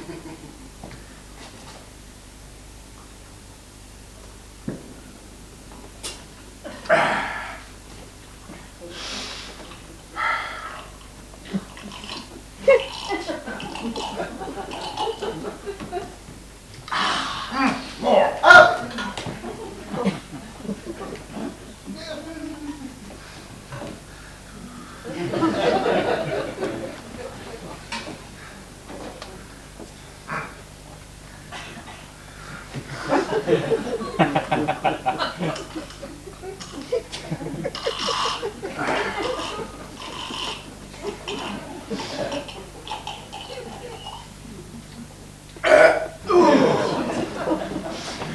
Ah, poor girl. She'd be scared to death on a wedding night, for honestly speaking, she does not know a man from a woman but by his beard and his breeches. Sir, I don't doubt she has had a virtuous education, which with her other merit make me long to see her mine. I wish you would dispense with the canonical hour and let it be this very night. Oh, not so soon neither. That's shooting, my girl, before you better start. No, give her fair warning. We'll sign and seal tonight, if you please. And this day 7 night, let that jade look to her quarters. Eh? They say night! Besides, my wench's wedding gown has not come home yet. Oh, no matter, I'll take her in a shift. This old gentleman. He will delay the business till my damn star finds me out and discovers me. Therefore, my noble lord, have a little patience. We'll go over our deeds and settlements immediately. And as for your bride, though you be sharp set before she's quite ready, I'll engage for my girl she stays your stomach at last. Well, miss, how'd you like your husband that is to be? Oh, Lord knows, I'm so overjoyed, I can scarce contain myself. Oh, she must have a care of being too fond, for men nowadays ain't a woman that loves her. Why do you think I love you, nurse? I can't. I would not care if he were hanged so that I were but once married to him. No, that which pleases me is to think what work I'll make when I get to London. For when I'm a wife and a lady both nurse, it can't I'll flaunt it with the best of them.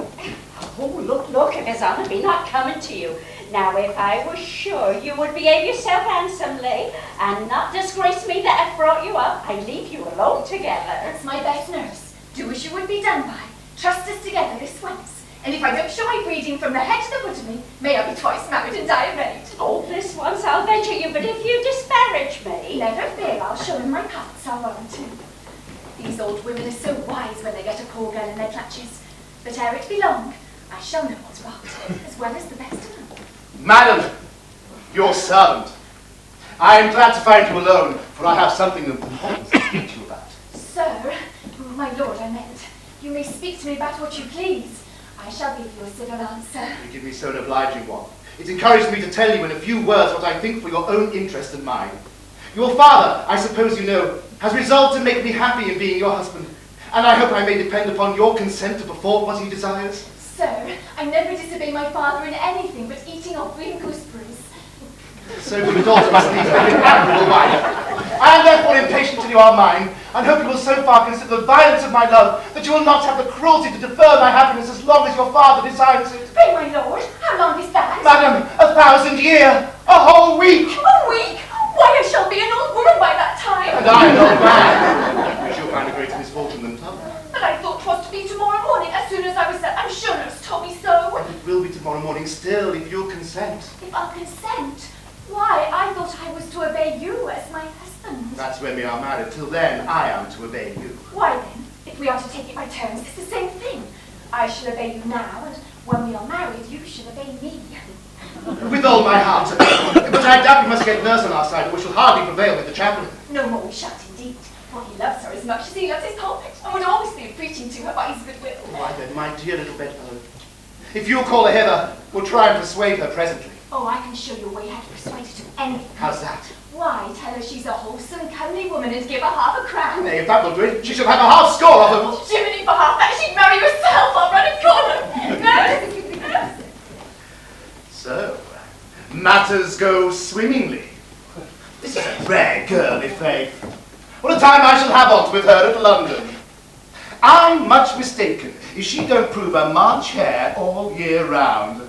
What a scampering chase she'll make on't when she finds the whole kennel of boa at her tail. Hey to the park, and to the play, and to the church, and to the devil. She'll show him sport, I warrant. But no matter.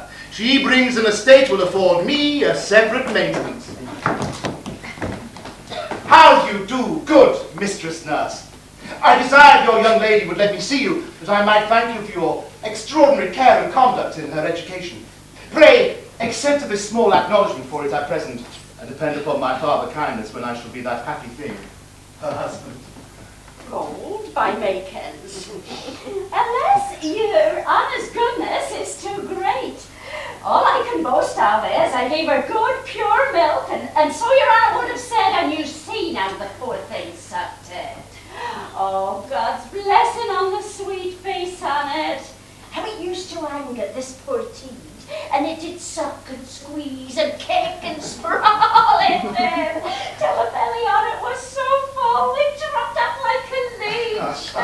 Pray, one word with you. Heavy nurse, don't go whipping up old stories to make one ashamed before one's love. Do you think such a fine, proper gentleman as he cares for a fiddlecum tale of a draggle-tailed girl? If you have a mind to make him her good don't tell him what one did then. Tell him what one can do now. I hope your honour will excuse my mismanners to whisper before you. It was only to give some orders about the family. Oh, everything, madam, is to give way to business. Besides, good housewifery is a very commendable quality in a young lady. Please, sir, are there young ladies good housewives at London town? Do they dine their own living? No. They study how to spend money, not to save it. Ecod, I don't know that might be more burnt up than kindness. Well, you shall have your choice when you come there. Shall I? Then by my troth I'll get there as fast as I can. His honour desires you'll be so kind as to let us be married tomorrow. Tomorrow, my dear madam. Yes, tomorrow, sweet nurse. Privately. Young folks are impatient, you know, and Sir Tom would have us stay a whole week for a wedding dinner. Now, all things being signed and sealed and agreed, I fancy there could be no great harm in practicing a scene or two of matrimony in private, if it were only to give us better assurance when we come to play it out in public. Nay, I must confess, stolen pleasures are sweet. But if you should be married now, what will you do if Sir Tumberly calls for you to be wed? Why then, we'll be married again. What? Twice, my child? Ecod, I don't care how often I'm married, not I. Pray, nurse, don't be against your young lady's good, for by this means she'll have the pleasure of 2 wedding days. And 2 wedding nights, too, nurse. Well, I'm such a tender-hearted fool, I find I can refuse nothing. So you shall follow your own invention. Shall I? Oh, Lord, I can leap over the moon. This goodness of yours, nurse, shall not go unrewarded. But now, you must employ your power with Mr. Bull, the chaplain, that he may do us his good office too. Then we shall all be happy. Do you think you can prevail with him? Prevail with him? Or he shall never prevail with me, I can tell him that. My lord, she's had him upon the hip this 7 years. I'm glad to hear it. But to strengthen your interest with him, you may let him know I have several fat livings in my gift, and that the first that falls shall be in your disposal. Nay, then I'll make him marry more folks than one. I'll promise him. Please do, nurse. Make him marry you too. I'm sure he'll do it for a fat living, for he loves eating as much as he loves his Bible. And I've often heard him say a fat living is the best meat in the world. And I'll make him commend the sauce too, or I'll bring his gown to a cassock, so I will. Well then, while you go settle matters with him, then your young lady and I should go take a walk round the garden. Oh, I'll do your honour's business in the catching up of a garter. Come, madam, dare you venture yourself alone with me? Oh dear, yes, sir. I don't think you'll do anything to me I need be afraid of.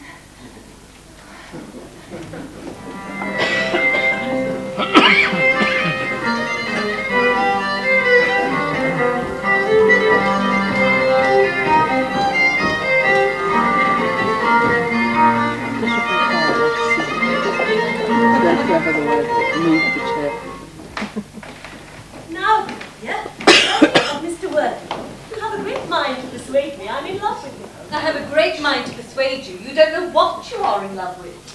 I'm sure I'm not in love with him, or never shall be, so let that pass. But, you were saying something you would commend him for. Oh, you'll be glad to hear a good character of him, however. Pshaw! Pshaw! Whenever I am told of a man I like, I cry, pshaw! But that I may spare you the pains of putting me a second time in mind to commend him to you, I'll proceed and give you this account of him. He says, 'tis impossible to love where we cannot esteem, and that no woman can be loved by a man who has sense, if she makes herself cheap in the eye of a fool. That pride to a woman is as necessary as humility to a divine, and that far-fetched and dear-bought is meet for gentlemen as well as for ladies. In short, that every woman who has beauty may set a price upon herself, but that by underselling the market, they ruin the trade. This is his doctrine. How do you like it? So well, since I never intend to have a gallant for myself, if I were to recommend one to a friend, he should be the man. Oh, bless me, he's here. Pray heaven he did not hear me. If he did, it won't hurt your reputation. Your thoughts are as safe in his heart as in your own. Ladies, I venture in it's an unseasonable time of night. I trust if I'm troublesome, you'll extend the same freedom in turning me out again. I believe it can't be late, for Mr. Lovelace has not come home yet, and he usually keeps good hours. Madam, I'm afraid he'll transgress a little tonight. Well, he told me half an hour ago he was going to sup with some company he doubted would keep him out till 3 or 4 o'clock in the morning, and desired I get my servant acquaint you of it, so that you may not expect it. But my fellow's a blunderhead, so lest he should make a mistake, I thought it my duty to deliver the message myself. I'm very sorry he should give you that trouble, sir. But since he has, will you give me leave, madam, to keep him to play at ombre with us? Oh, cousin, you know you command my house. And madam, you know you command me. But I'm a very wretched gamester. You play well enough to lose all your money, and that's all the ladies require. So without any more ceremony, let us go into the next room and call for the cards. With all my heart.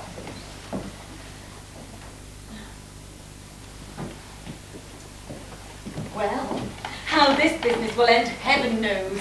But she seems to me to be in as fair a way as a boy is to be a rogue when put clerk to an attorney.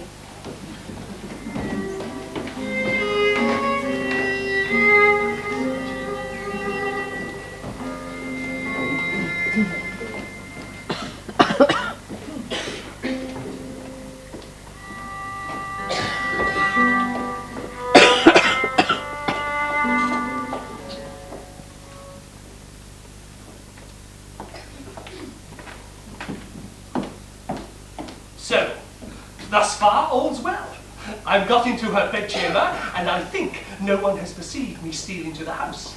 My wife don't expect me home till 4 o'clock, so if Berinthia comes to bed by 11, I'll have a chase of 5 hours. Now, where shall I hide myself? Under her bed. No, we shall have the maid searching there for something or other. The closet's a better place. I'll lean in there and attack her just when she comes to her prayers. That's the most likely to prove her critical minute, for then the devil will be there to assist me.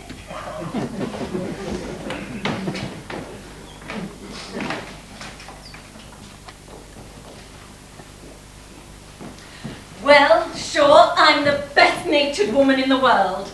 I, that love cards so well, there is but one thing upon earth I love better. Have pretended letters to write, to give my friends a tete-a-tete. However, I'm innocent, for piquet's the game I set him to. At her own peril be it if she ventures to play with him at any other. But now what shall I do with myself?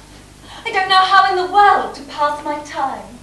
Oh, would Lovelace were here to badinate a little. Oh, he's a charming fellow. I don't wonder his wife's so fond of him. What if I should sit down and think of him till I fall asleep and dream of the Lord knows what? Oh, but then if I should dream we were married, I should be frightened out of my wits. What's this book? I think I had best go read. Oh, splenetique! It's a sermon. Well, I'll go into my room and read the Plotting Sisters. Oh, no! A ghost! A ghost! Peace! It's no ghost! Take it in your arms. You'll find it's worth 100 of them. Running again. Here's somebody coming. What's the matter? Oh, Lord, I'm frightened out of my wits. I thought verily I had seen a ghost, and 'twas nothing but the white curtain with a black hood pinned up against it. You may be gone again. I'm the fearfullest fool. Is the coast clear? The coast clear. I suppose you're clear. You never play such a trick as this, Else. I'm very well pleased with my trip thus far, and shall be so till I have played it out if it be your fault. Where's my wife? At cards. With whom? With Worthy. Then we are safe enough. Are you indeed? Some husbands would be of another mind if he were at cards with their wives. And they'd be in the right on too, but I dare trust mine. Besides, I know he's in love in another place, and he's not one of those who courts half a dozen at a time. What says Amanda to my staying abroad so late? Why, she's as much out of humour as he. I believe they wish one another at the devil. Then I'm afraid they'll quarrel at play and soon throw up the cards. Therefore, my dear, charming angel, let us make good use of our time. Heavens! What do you mean? What do you think I mean? No. I'll show you. You may as well tell me. No, that would make you blush worse than t'other. Why? Do you intend to make me blush? Faith, I can't tell that. But if I do, it shall be in the dark. Nay, heavens, I would not be in the dark with you for all the world. I'll try that. Lord, are you mad? What shall we do for light? You'll do as well without it. Why, one can't find a chair to sit down. Come into the closet, madam. There's moonshine upon the couch. Nay, never pull, for I will not go. Then you must be carried. Help! Help! Help! Oh, I'm rubbish, ruined, undone. I shall never be able to bear it.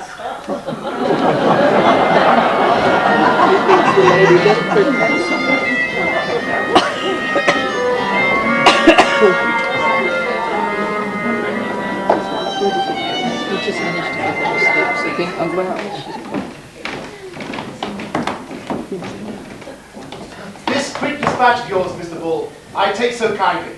Shall give you a claim to my favour as long as I live, I do assure. And to mine too, I promise you.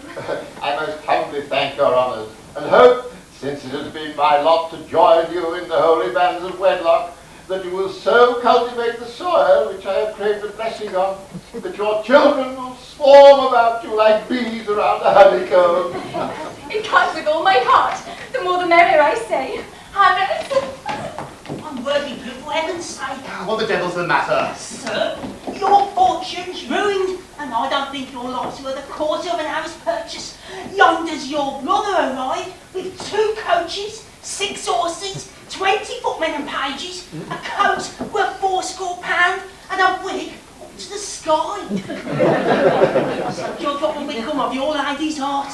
Furious, 'tis impossible! Being suspicious that is true. Is he in the house yet? Now thou capitulating with him at the gate.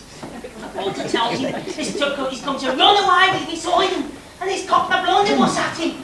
Your brother swears that damn they are parcel clones, and has a good mind to break up the match. Now given the word from Sir Tom Bennet, so I doubt all will come out presently. Oh, pray, sir, resolve what you'll do at this moment, for it gat del moria. Oh, stay a little. My dear, here's some troublesome business my man tells me of. But don't be frightened. We shall be too hard for the road. Here's a fellow at the gate, not knowing I was come hither incognito, has taken my name upon him in hopes to run away with you. Oh, the brazen-faced varlet! It is well we are married. Oh, we might never have been so. Gad, like enough.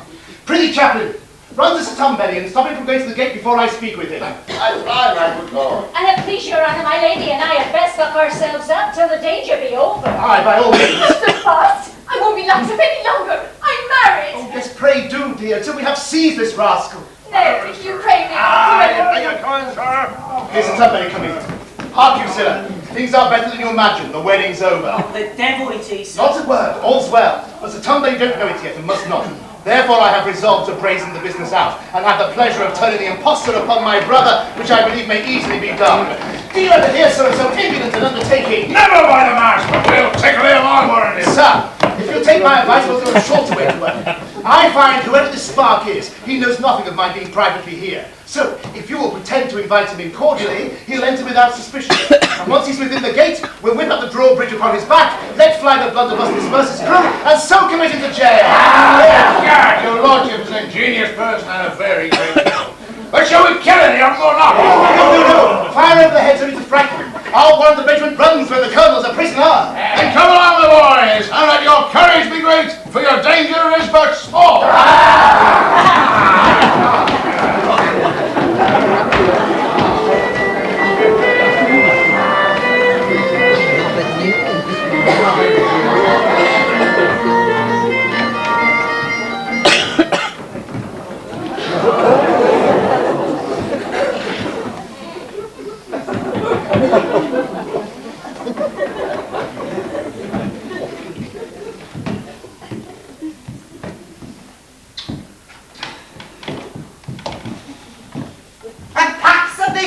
unkinly people.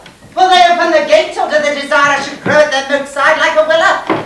Hey, fella, prithee do me the favour, in as few words as thou canst find to express thyself, whether thy master will admit me or not, that I may turn aboard me coach and be gone. Here's the master now, Dan. He's obeyed. He'll give you his answer. My most noble lord, I crave your pardon for making you out of wig so long. But my orders to my servants would be to admit nobody without my knowledge. But here some attempt upon my daughter, the times being full of plots and roguery. Much caution, I must confess, is a sign of great wisdom. But stuck me vitals, I have got a cold enough to destroy a parter. I am very sorry for you indeed, my lord, but if your lordship care to walk in, we'll help you to some brown sugar candy. My lord, I'll show you the way. Sir, I follow you with pleasure.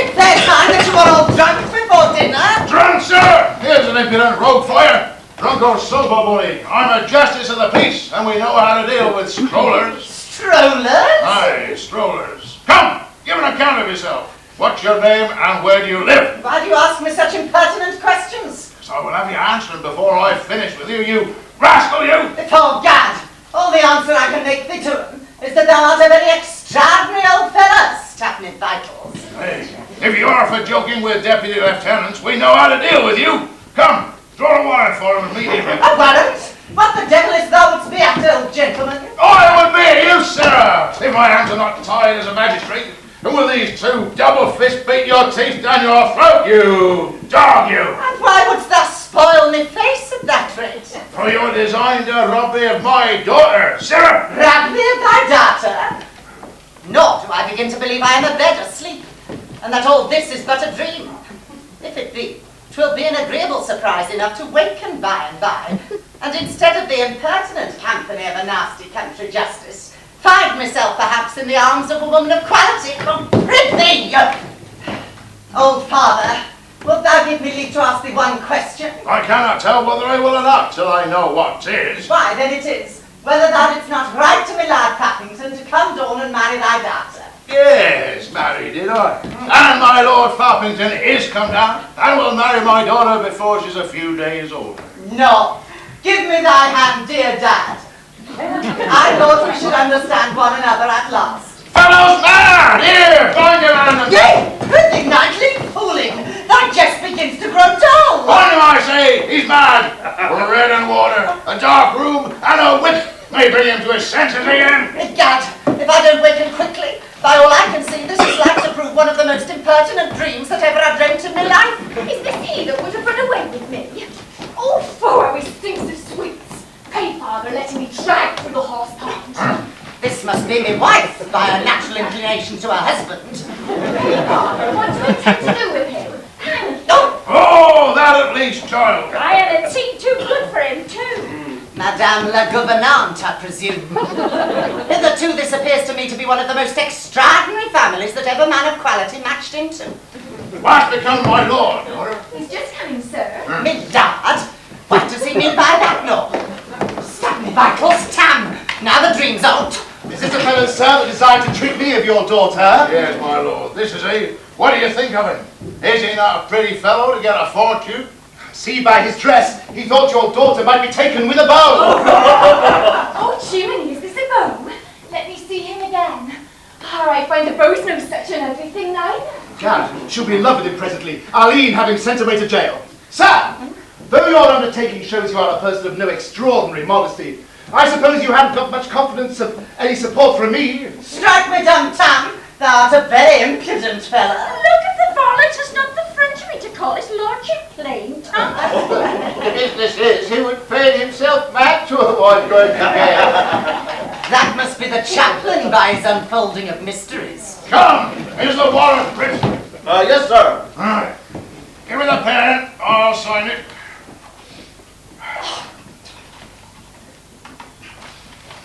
And now, Constable, away with it! Hold 1 moment, pray, gentlemen. Me lad Fappington. Shall I beg 1 word with your lordship? Oh, it's my lord with him now, is it? See how afflictions will unfold. Please, sir, don't let him whisper too close, lest he bite your ear. I am not altogether so hungry as your ladyship is pleased to imagine.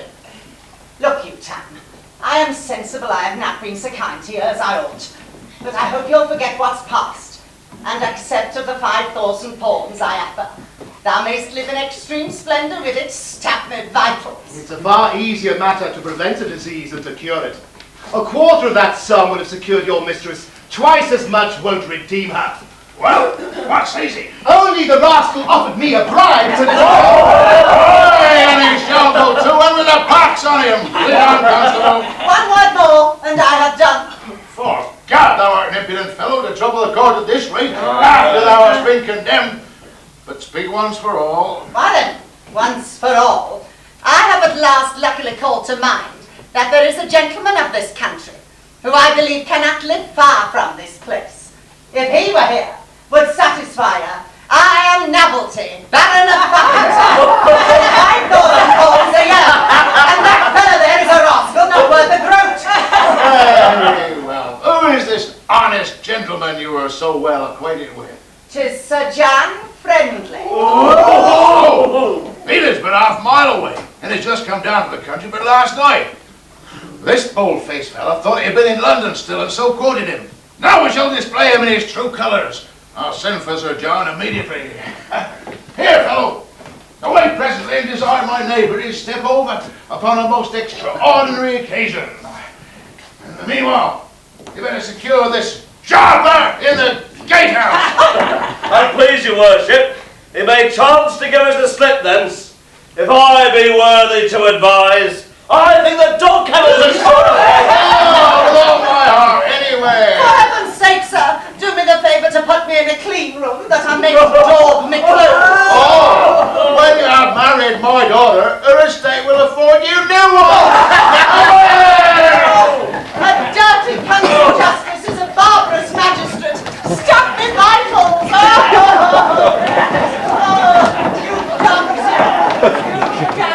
You guys, I must prevent this night's coming, or soon the house will grow too hot to hold me. Sir, I fancy 'tis not worth to trouble Sir John upon this impudent fellow's desire. I'll send and call the messenger back. Really? With all my heart.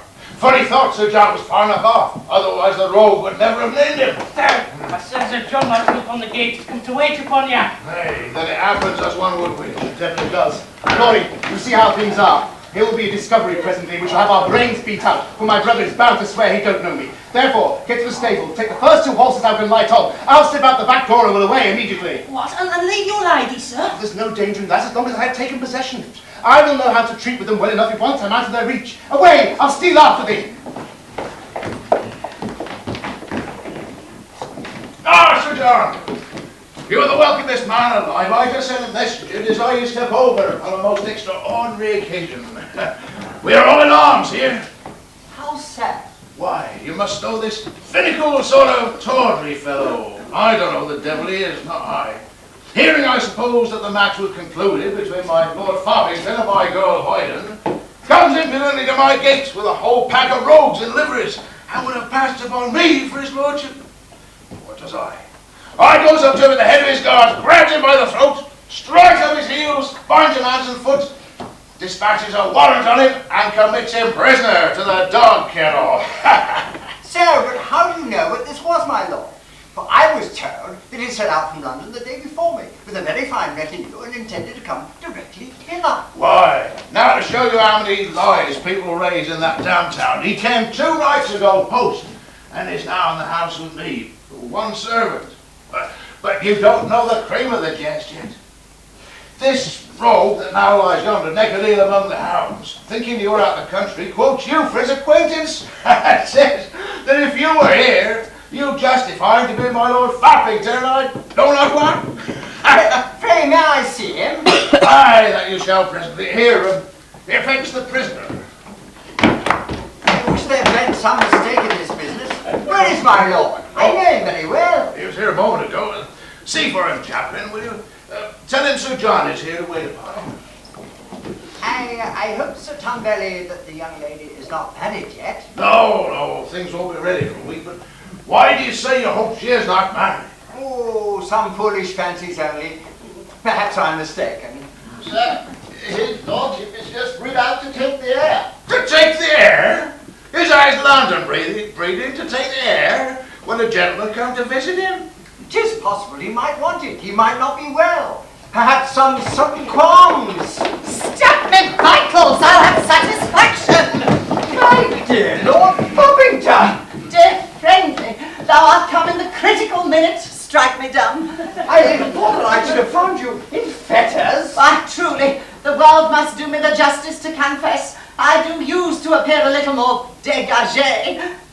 This old gentleman, not liking the freedom of me air, has been pleased to skewer-dawn me arms like a rabbit. Is it then possible that this could be the true Lord Foppington at last? Why, what do you see in his face to make you dolt of it? Unbind him, slave! My lord, I'm struck dumb. I can only beg pardon by signs. But if a sacrifice will appease you, you shall have it. Here, pursue this tartar. Bring him back. Away, I say! Dog! Wounds! I'll cut off his ears, this tail. I'll go out all his teeth. I'll pull his skin over his head. And what shall I do more? Well, he does indeed deserve to be made an example of. He does deserve to be castrated, stop me vitals. Then I may hope for your honour's pardon. Sir, we courtiers do nothing without a bribe. That fair young lady might do miracles. Hoyden! Come hither, Hoyden. Hoyden is her name, sir? Yes, my lord. The prettiest name for a sang I ever heard. My lord, here's my girl. She's yours. She has a wholesome body and a virtuous mind. She's a woman complete both in flesh and in spirit. She has a bag of middle crowns, scarce as they are, and 1,500 a year tied fast to her tail. So, go thy ways, Hoyden. Sir, I do receive her like a gentleman. Then I'm a happy man. I bless him, and if your lordship will give me leave, I will, like a good Christian at Christmas, be very drunk by way of thanksgiving. My most noble peer, I believe dinner's ready. If your lordship care to follow me, I'll lead you on to the attack of a venison pasty. Sir, I wait upon you. Will your ladyship do me the favour of your little finger, madam? My lord, I'll follow you presently. I have a little business with my nurse. I am your ladyship's most humble servant. Come, Sir John. The ladies have des affaires. So, nurse, we are finally brought to bed. What shall we do now? Dear miss, we are all done. Mr. Bull, you were used to helping a woman to a remedy. Not today. It's past my skill now. I can do nothing. Who would have thought that ever your invention could have been drained so dry? Well, I've often thought old folks fools, and now I'm sure they are so. I myself have found a way to secure us all. Dear lady, what's that? Why, if you two will be sure to hold your tongues and not breathe a word of what's past, I'll e'en marry this lord too. What? 2 husbands, my dear? Why, you had 3, good nurse. You may hold your tongue. Not altogether, sweetheart. You're sorry if you had your there and thought chance. Oh, but 'tis a sin, sweetie. Nay, that's my business to speak to, nurse. I do confess that to take 2 husbands for the satisfaction of the flesh is to commit the sin of exorbitancy. But to do so for the peace of the spirit is no more than to be drunk by way of medicine. Besides, to prevent a parent's wrath is to avoid the sin of disobedience. For when a parent's angry, the child is froward. And so, upon the whole matter, I do think that though Miss should marry again, she may be saved. Because then I will marry again then, and so there's an end to the story.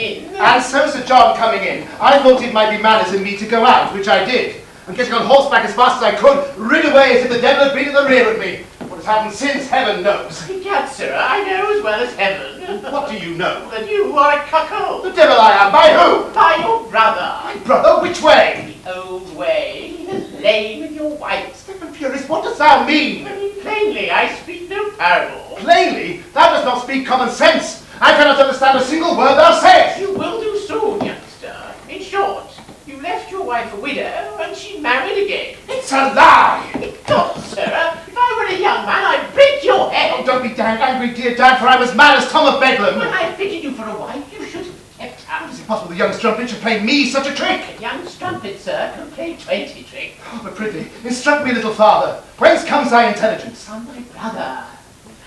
This letter. There, you may read it.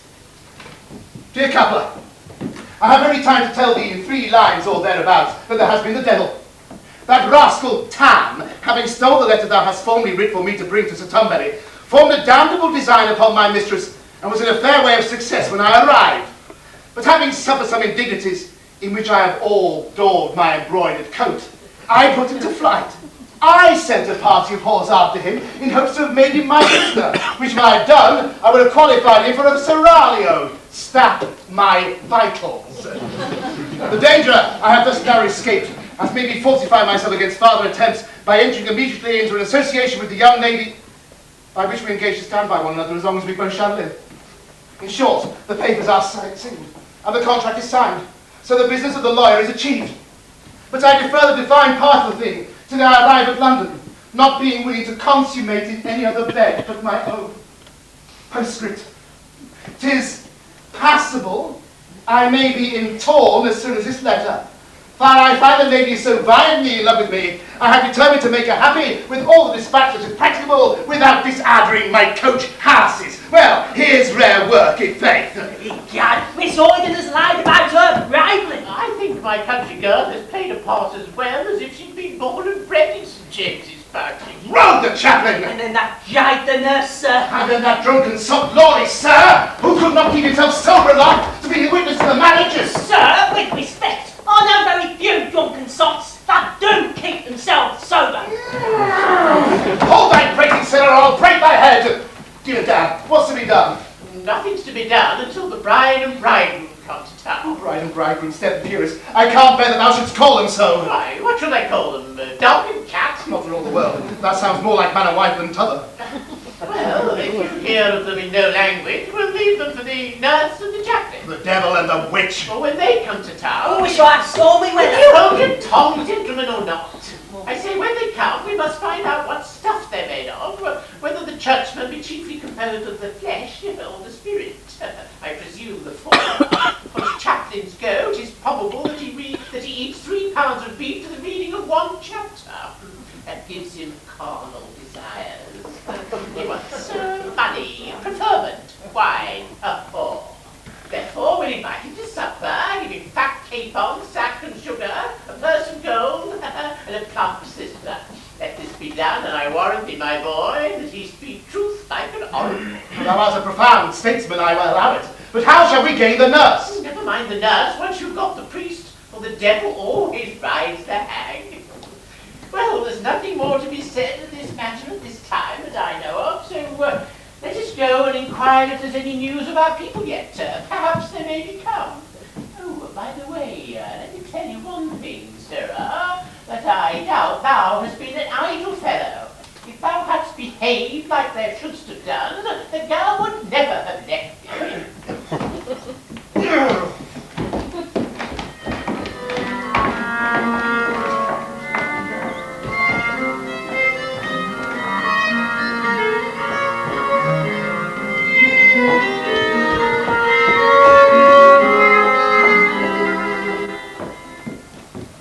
Well, sir, what news brings you? No news, madam. There's a woman going to cuckold her husband. Amanda. I hope so. The lady has a scruple still, which you must remove. What's that? Her virtue, she said. And do you believe her? She's not yet fully satisfied. Her husband has another mistress, which unless I can convince her of, I've opened the trench in vain. For the breach must be wider before I dare storm the town. And so I'm to be your engineer. Well, I think you know how to best manage the battery. What think you of springing a mine? I had a thought just now how to blow her up at once. Now that would be a thought indeed. Faith, I'll do it. I'll tell her that to my certain knowledge, her husband has a rendezvous with his mistress this afternoon, and that if she'll be satisfied with the discovery, without making any violent inquiry after the woman, I'll direct her to a place where she shall see and meet. Now, friend, this I fancy may help you to a critical minute, for home she must go again to dress. You, with your good breeding, come to wait upon us to the Foppington ball. Find her all alone, her spirit inflamed against her husband for his treason, her flesh in a heat from some contemplations upon the treachery, her blood in a fire, her conscience in ice, a lover to draw and the devil to drive. Ah, poor Amanda. Oh, thou angel everlight, let me fall down and adore thee. Thou minister of darkness, get up again, for I hate to see the devil at his devotion. Farewell, thou best of women. Was that one from you? A friend of yours? What does he want? Some think you might spare him and be ne'er the poorer. I can spare him nothing but my friendship. My love's already disposed of, but I confess to one ungrateful to my bounty. What does Mr. Lovelace do? Why, he runs after something for variety. I am sure he does not like so well as he does me. That's more than you know, madam. No, I'm sure not. I'm not very vain, Marinthia, but I would lay my life if I could look into his heart. But he thinks I deserve to be preferred to 1,000 of her. Don't be too positive in that neither. 1,000,000 to 1, but she has the same opinion of you. What would you give to see her? Hang her dirty trouble. Though I really believe she's so ugly, she would cure me of my jealousy. All the men of sense about town say she's handsome. Well, they're as often out in those things as any people. Then I'll give you farther proof. All the women about town say she's a fool. Now I hope you're convinced.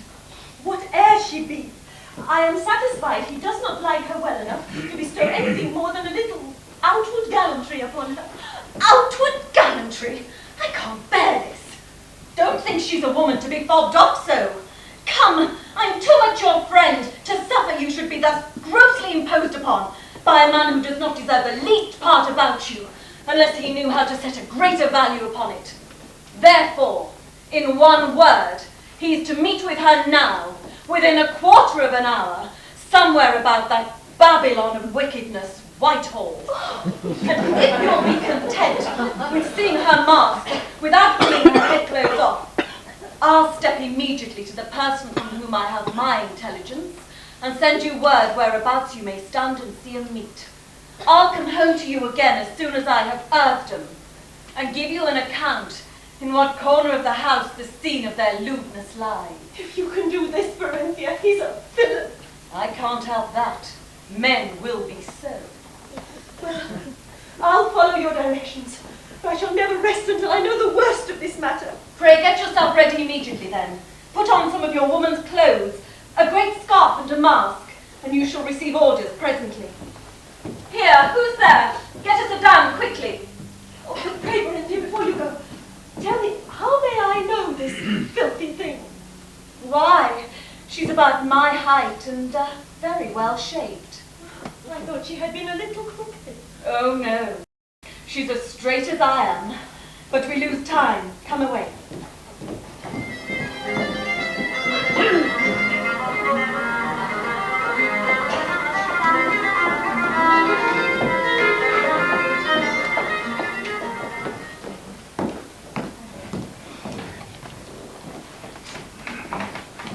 Well, will the chaplain come? Sir, I sent a porter to him just as you ordered me. He found him with a pipe of tobacco and a great tankard of ale, which he said he would dispatch whilst I could tell 3 and beer. He does not suspect 'twas I who sent for him. Not a jot, sir. He divides as little for himself as he does for other folks. Will he bring nurse with him? Yes. That's well. Where's old Cumber? Oh, he's halfway up the stairs taking breath. He must play his bellows a little before he can get to the top. Here he is. Well, old asthmatic, the chaplain's coming. With the pox of the chaplain. I'm quite out of wind. Set me a chair, sir.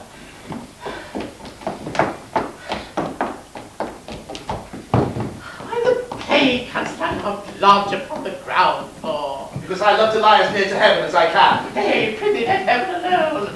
Their effect tending that way. Thy directions downward. Oh, that's impossible. I have had too much ill luck in this world to be damned in the next. Thou art out in thy logic. Thy major is true, thy minor is false.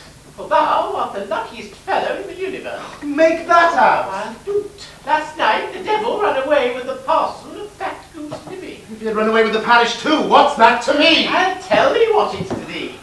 This living is worth £500 a year, and the presentation of it is thine, if thou can prove thyself a lawful husband to Miss White. So my protector then, egad. I shall have a brace of evidences here presently. The nurse and the chaplain. The same. The devil himself won't have interest enough to make them withstand it. That we shall see presently. Ah, here they come. Oh, goodness, Roger, we are betrayed! Nay, ne'er flinch for it, for I have to say, come to your trial immediately. I have no time to give you copies of your indictment. There sits your judge. Oh, pray, sir, have compassion. I hope, sir, my years will move your pity. I am an aged woman. That is a moving argument, indeed. I hope my character will be considered. I am heaven's ambassador. Ah, not you a rogue of sanctity. With respect to my function, I do wear a gown. Did you not marry this vigorous young fellow to a young, plump, buxom wench? Don't confess, Roger, not unless you are hard put to it. Come on, out with it! Out with it! He's chewing the cud of his roguery. Maybe he's grinding a lie between his teeth. I cannot positively say, sir. Positively, I cannot Come, say. no equivocations, no Roman terms upon us. Consider thou kneelest on Protestant ground, which will slip from under you like a Tyburn cot. In this country, we have always 10 hangmen for one Jesuit. Pray, sir, allow me to have one word in private with nurse. Thou art always for doing something in private with nurse. Pray, but just let his betters be served before him for once, because I could do something in private with her myself. Laurie, take care of this reverend gown man in the next room a little. Come on, retire, please. Come, hurry. Now, virgin. I must put this matter close to you. You don't think it might have been possible to make you speak truth? Alas, sir, I don't know what you mean by truth. Nay, it is possible thou mayst be a stranger to it. Come, nurse. You and I were better friends when we saw one another last. And I still believe you are a very good woman. In the bottom. I did deceive your young lady in youth, 'tis true, but I always designed to make a very good husband to her, and to be a very good friend to you too. And in the end, 'tis possible, she may have found herself happier, and you richer than ever my brother will make you. Brother? Why is your worship then his lordship's brother? I am, which thou should have known if I had durst have stayed. But I was forced to take horse a little in haste, you know. You were indeed, sir, or the poor young man, and we was bound to scour bread. Now, won't your honour be angry if I confess the truth? When I found you were a cheat, with respect be it spoken, I verily believe Miss had got herself some pitiful skipjack varlet or other to her husband, or I would ne'er let her think of marrying again. Where was your conscience all this while, woman? Did not that stare in the face with huge saucer eyes and a great horn upon the forehead? Did you not think you should be damned for such a sin, eh? Well said, my divinity. Press that home upon her. Why, in good truth, sir, I did have some fearful thoughts on it, and could never be brought to consent, till Mr. Bull said it was just a peccadillo, and he'd secure my soul for a tide pig. There was the road for you. And he shall thrive accordingly. He shall have a good living. So come, honest nurse. I see thou hast butter in thy compound. You can melt. Some compassion you may have of this handsome young fellow. I have indeed, sir. Why then, I shall tell you what you will do for me. You know what a warm living here is fallen, and that the disposal of it must be with him who has disposal of Miss. Therefore, if you and the chaplain will agree to prove my marriage, I'll present it to him upon condition he makes you his bride. Oh, but the blessing of the Lord go follow your good by night and by day. Let him be brought in by the ear. I'll soon bring his nose to the grindstone. Well said, old white leather. Hey, bring in the prisoner there. Come, holy man. Here is your duck. Does not think fit to retire with you to the chancel house at this stage, but she does have a proposal to put to you in the face of the congregation. So come now, speak for yourself. You are of age. Roger, aren't you a wicked man, Roger, to set your strength against a weak woman and convince her it was no sin to conceal a mistress's nuptials? My conscience flies in my face for it, thou priest of Baal, and I find by woeful experience thy absolution is not worth an old cassock. Therefore, I am resolved to tell the truth to the whole world, though I die a beggar for it. But his worship overflows with his mercy and his bounty. He is not only pleased to forgive us our sins, but designs thou shalt squat me down with that whose liveth, and which is more than all, has prevailed with me to become the wife of thy bosom. All this I intend for thee, Roger. What you must do for me, I need not tell you. Your worship's goodness is unspeakable, but there is a thing which is a point of conscience, and conscience is a tender babe. If I were to bind myself for the sake of this living, to marry nurse and to maintain her thereafter, I doubt it might be considered dishonesty. Oh, if that were sacrilege, the living's worth it. Therefore, no more words, good Roger, but with the parish here, take the parsonage house. 'Tis true, 'tis a little out of repair. Laminations that need to be made good. The windows are broke, the wainscoting warped, the ceiling's peeled, the walls are cracked. Glazing, painting, whitewash, and plaster should make it last thy time. If it must be so, I shan't contend. What Providence orders, I submit to. And so do I, with all humility. But that now was said by good people. So come, my turtle doves, let us go help this poor pigeon to find his wandering mate again. Then after institution and induction, you can all go a-cooing together.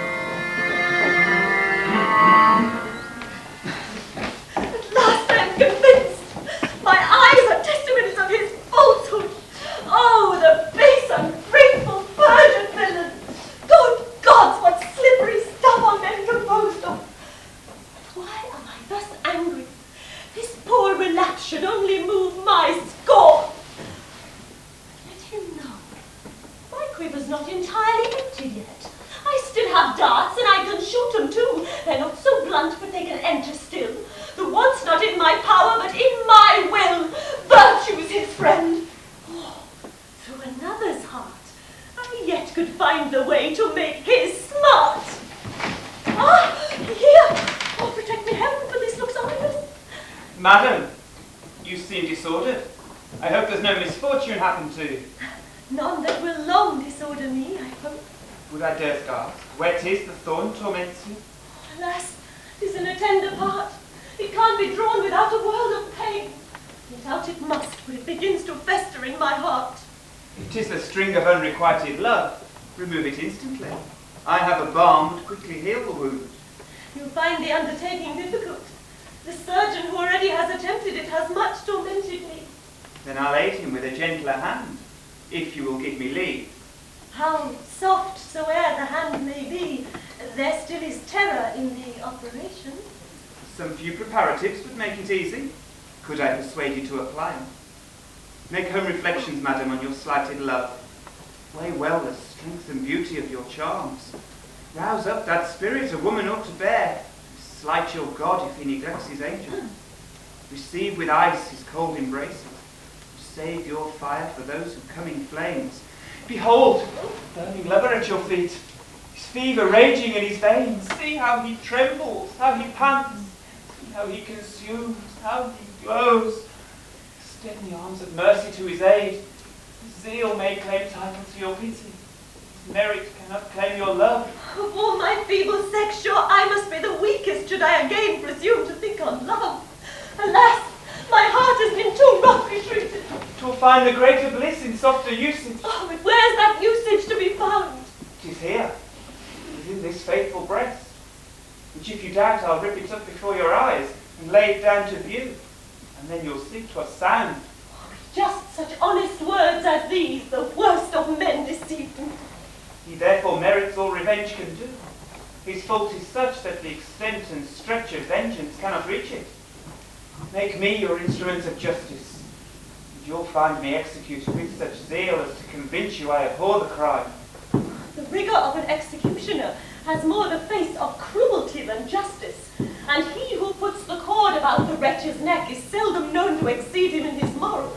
What proof can I give you of my truth? There is on earth but one. And is that within my power?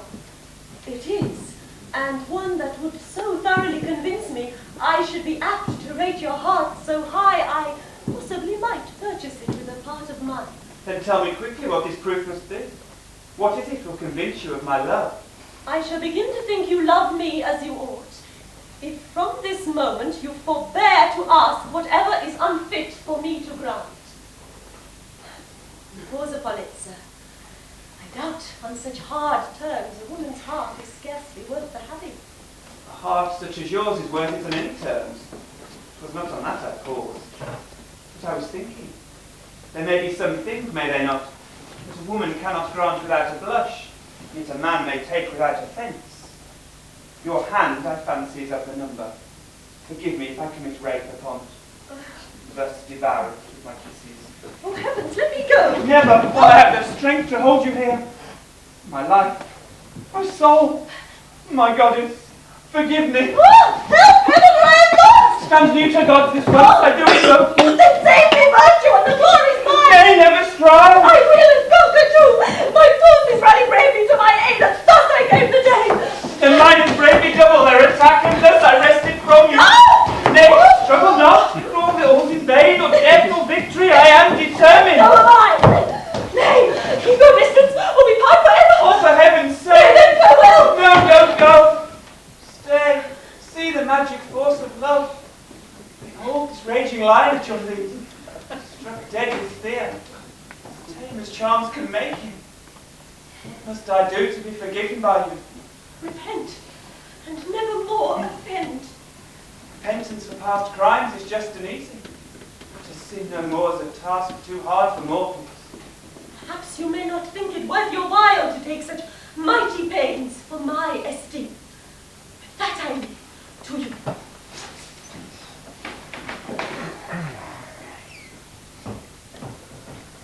Why, there's divinity about her. She has dispensed some portion unto me. For what but now was the wild flame of love is in a moment turned to adoration. Of course her appetite of nature's gone. 'Tis methink the food of angels I now require. How long this influence may last, heaven knows. But in this moment of my purity, I could on her own terms accept her heart. Yes, lovely woman, I can accept it, for now 'tis doubly worth my care. Your charms are much increased since thus adorned, and truths extorted from us, and we own the robe of virtue is a graceful habit.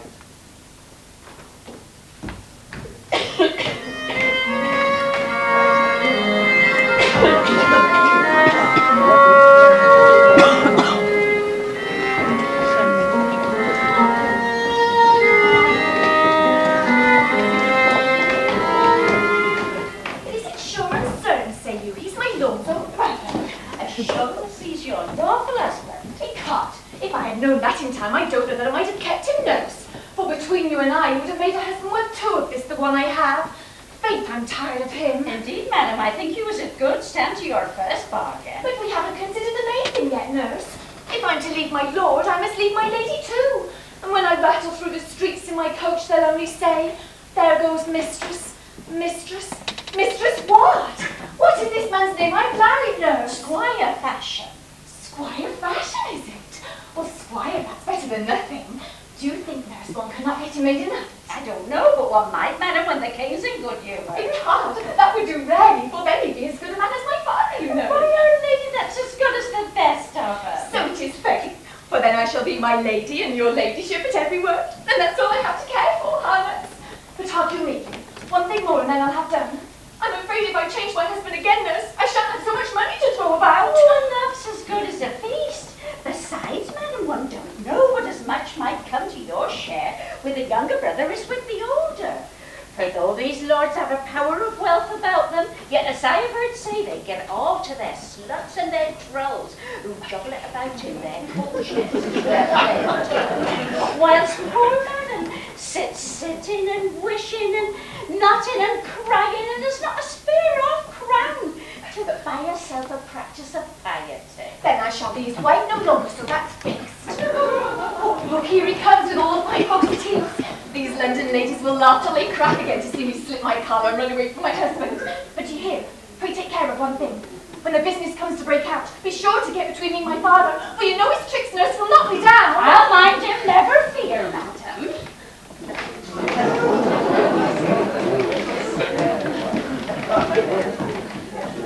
Ladies and gentlemen, you are all welcome. Lovelace, that's my wife. Prithee do me the favour to salute her, and dost hear.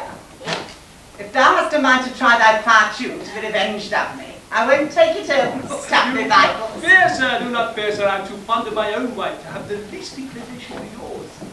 I would give you 1,000 pound he would make love to her, that he may see she has sense enough to prefer me to him, though his own wife has not. He's a very beastly fellow, in my opinion. What a pair of fine men there are in this London. He that kissed me first is a goodly gentleman, I promise you. Sure, those wives that live here always have a red time on it. Wedding day, and therefore we keep holiday, and come to be merry. Oh, there's my wench, you mate. Touch and take. I want you breathe like a tame rabbit. Because I think my father's got drink before supper. Gentlemen, you are welcome. Ladies, by your leave. Oh, they build like turtle doves. And so, because they set my old blood afire, I shall cook old somebody before morning. Now, if supper were but ready, I'd say a short grace. And if I were Hayden's bedfellow tonight, I'd say even shorter prayers. Now, what have we here? A ghost? Nay, must be so. But his flesh and his blood would never dare appear before me. Ah, rogue! Stop me, vitals. Time again. My lord, will you cut his throat or shall I? Leave him to me, sir, if you please. Prithee, Tam, be so ingenious yours to tell me what thy business is here. 'Tis with your wife. Thou art the impudentest fellow that nature has yet spanned into the world. Strike me speechless. I do intend to extort your mistress from you. Rear. Let me beat his brains out. That will decide all. Pray, sir, hold. We'll distray him presently, according to law. Nay then, advance, chaplain.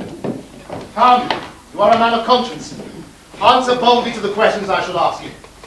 Did you marry me to this young lady there before that gentleman ever saw her face? If the truth must out, I did. Nurse, sweet nurse, were you not a witness to it? Since my conscience bids me speak, I was. Madam, am I not your lawful husband? Truly, sir, I can't tell, but you married me first. Now, I hope you're all satisfied. Who's the thunder, you lie? Pray, sir, be calm. The battle is in disorder, but requires more conduct than courage to rally our forces. Pray, doctor, one word with you. Look you, sir, though I will not presume to calculate your notions of damnation from the description you give us of hell, yet since there is at least a possibility you may have a pitchfork thrust in your backside, methinks it should not be worth your while to risk your soul in the next world for the sake of a beggarly younger brother who is not able to make your body happy in this. Alas, I have no worldly ends. I speak the truth. Heaven knows. Nay, prithee, never engage heaven in the matter. For by all I can see, 'tis like to prove a business for the devil. Come, come. No corrupting of evidences. All above board, if you please. This lady is my lawful wife, and I will justify it in all the courts of England. Therefore, your lordship, who always had a passion for variety, may go seek a new mistress if you think fit. I am struck dumb with his impudence, and cannot positively tell whether ever I shall speak again or not. Stand that big Oh, just the truth, Adam. Bring me my dog whip! Look, you old gentleman, 'tis in vain to make a noise. If you grow mutinous, I have friends within call, have swords by their sides above 4 foot. Therefore be calm. Hear the evidence patiently, and when the jury have given their verdict, pass sentence according to law. His honest coupler shall be foreman, and ask as many questions as he pleases. All I have to ask is, doesn't ours persist in an evidence? The chaplain, I dare swear, will never flinch from his. I hope in heaven your worship will pardon me. I have served you long and faithfully, but in this thing I was overreached. Your worship, however, was deceived as well as I, and if the wedding dinner had been ready, you had put Madam to bed to him with your own hands. But how durst you do this without the acquainting of me? Alas, if you had seen how the poor thing begged and prayed and clung and twined about me like ivy to an old wall, you would have said that I, who had suckled it and swaddled it and nursed it, both wet and dry, would have had a heart of adamant to refuse it. Oh. Very well. Come, foreman. I expect your verdict. Ladies and gentlemen, what are your opinions? A clear case. My young folk, I wish you joy. Come hither, stripling. If it be true, then, that thou hast married my daughter, prithee, tell me who thou art. Sir, the best of my condition is I am your son-in-law. The worst of it is I am brother to that noble peer there. Thou art brother to that noble peer there. Well then, that noble peer there, and thee, and my wife, and the nurse, and the priest, we all go to be hand together! No, for my part, I think the wisest thing a man can do with an aching heart is to put on a serene countenance, for a philosophical air is the most becoming thing in the world to the face of a person of quality. I will therefore bear my disgrace like a great man, and let the people see I am above an affront. Dear Tam, since things are thus fallen out, prithee give me leave to wish thee joy. I do it de bon coeur. Strike me dumb. You have married a woman, beautiful in her person, charming in her airs, prudent in her conduct, constant in her inclinations, and of a nice morality. Split me windpipe. Your lordship may keep up your spirits with a grimace if you please. I will support mine with this young lady and £2,000 a year. Come, madam! We once again, you see, are man and wife, and now perhaps the bargain struck for life. If I'm mistaken, we should part again. At least you see you have the choice of men. Nay, should the war at length such havoc make, that lovers should go scarce, yet for your sake, kind heaven always will preserve a bow. You'll find his lordship ready to come too. Her ladyship shall. Stap me vitals if I do.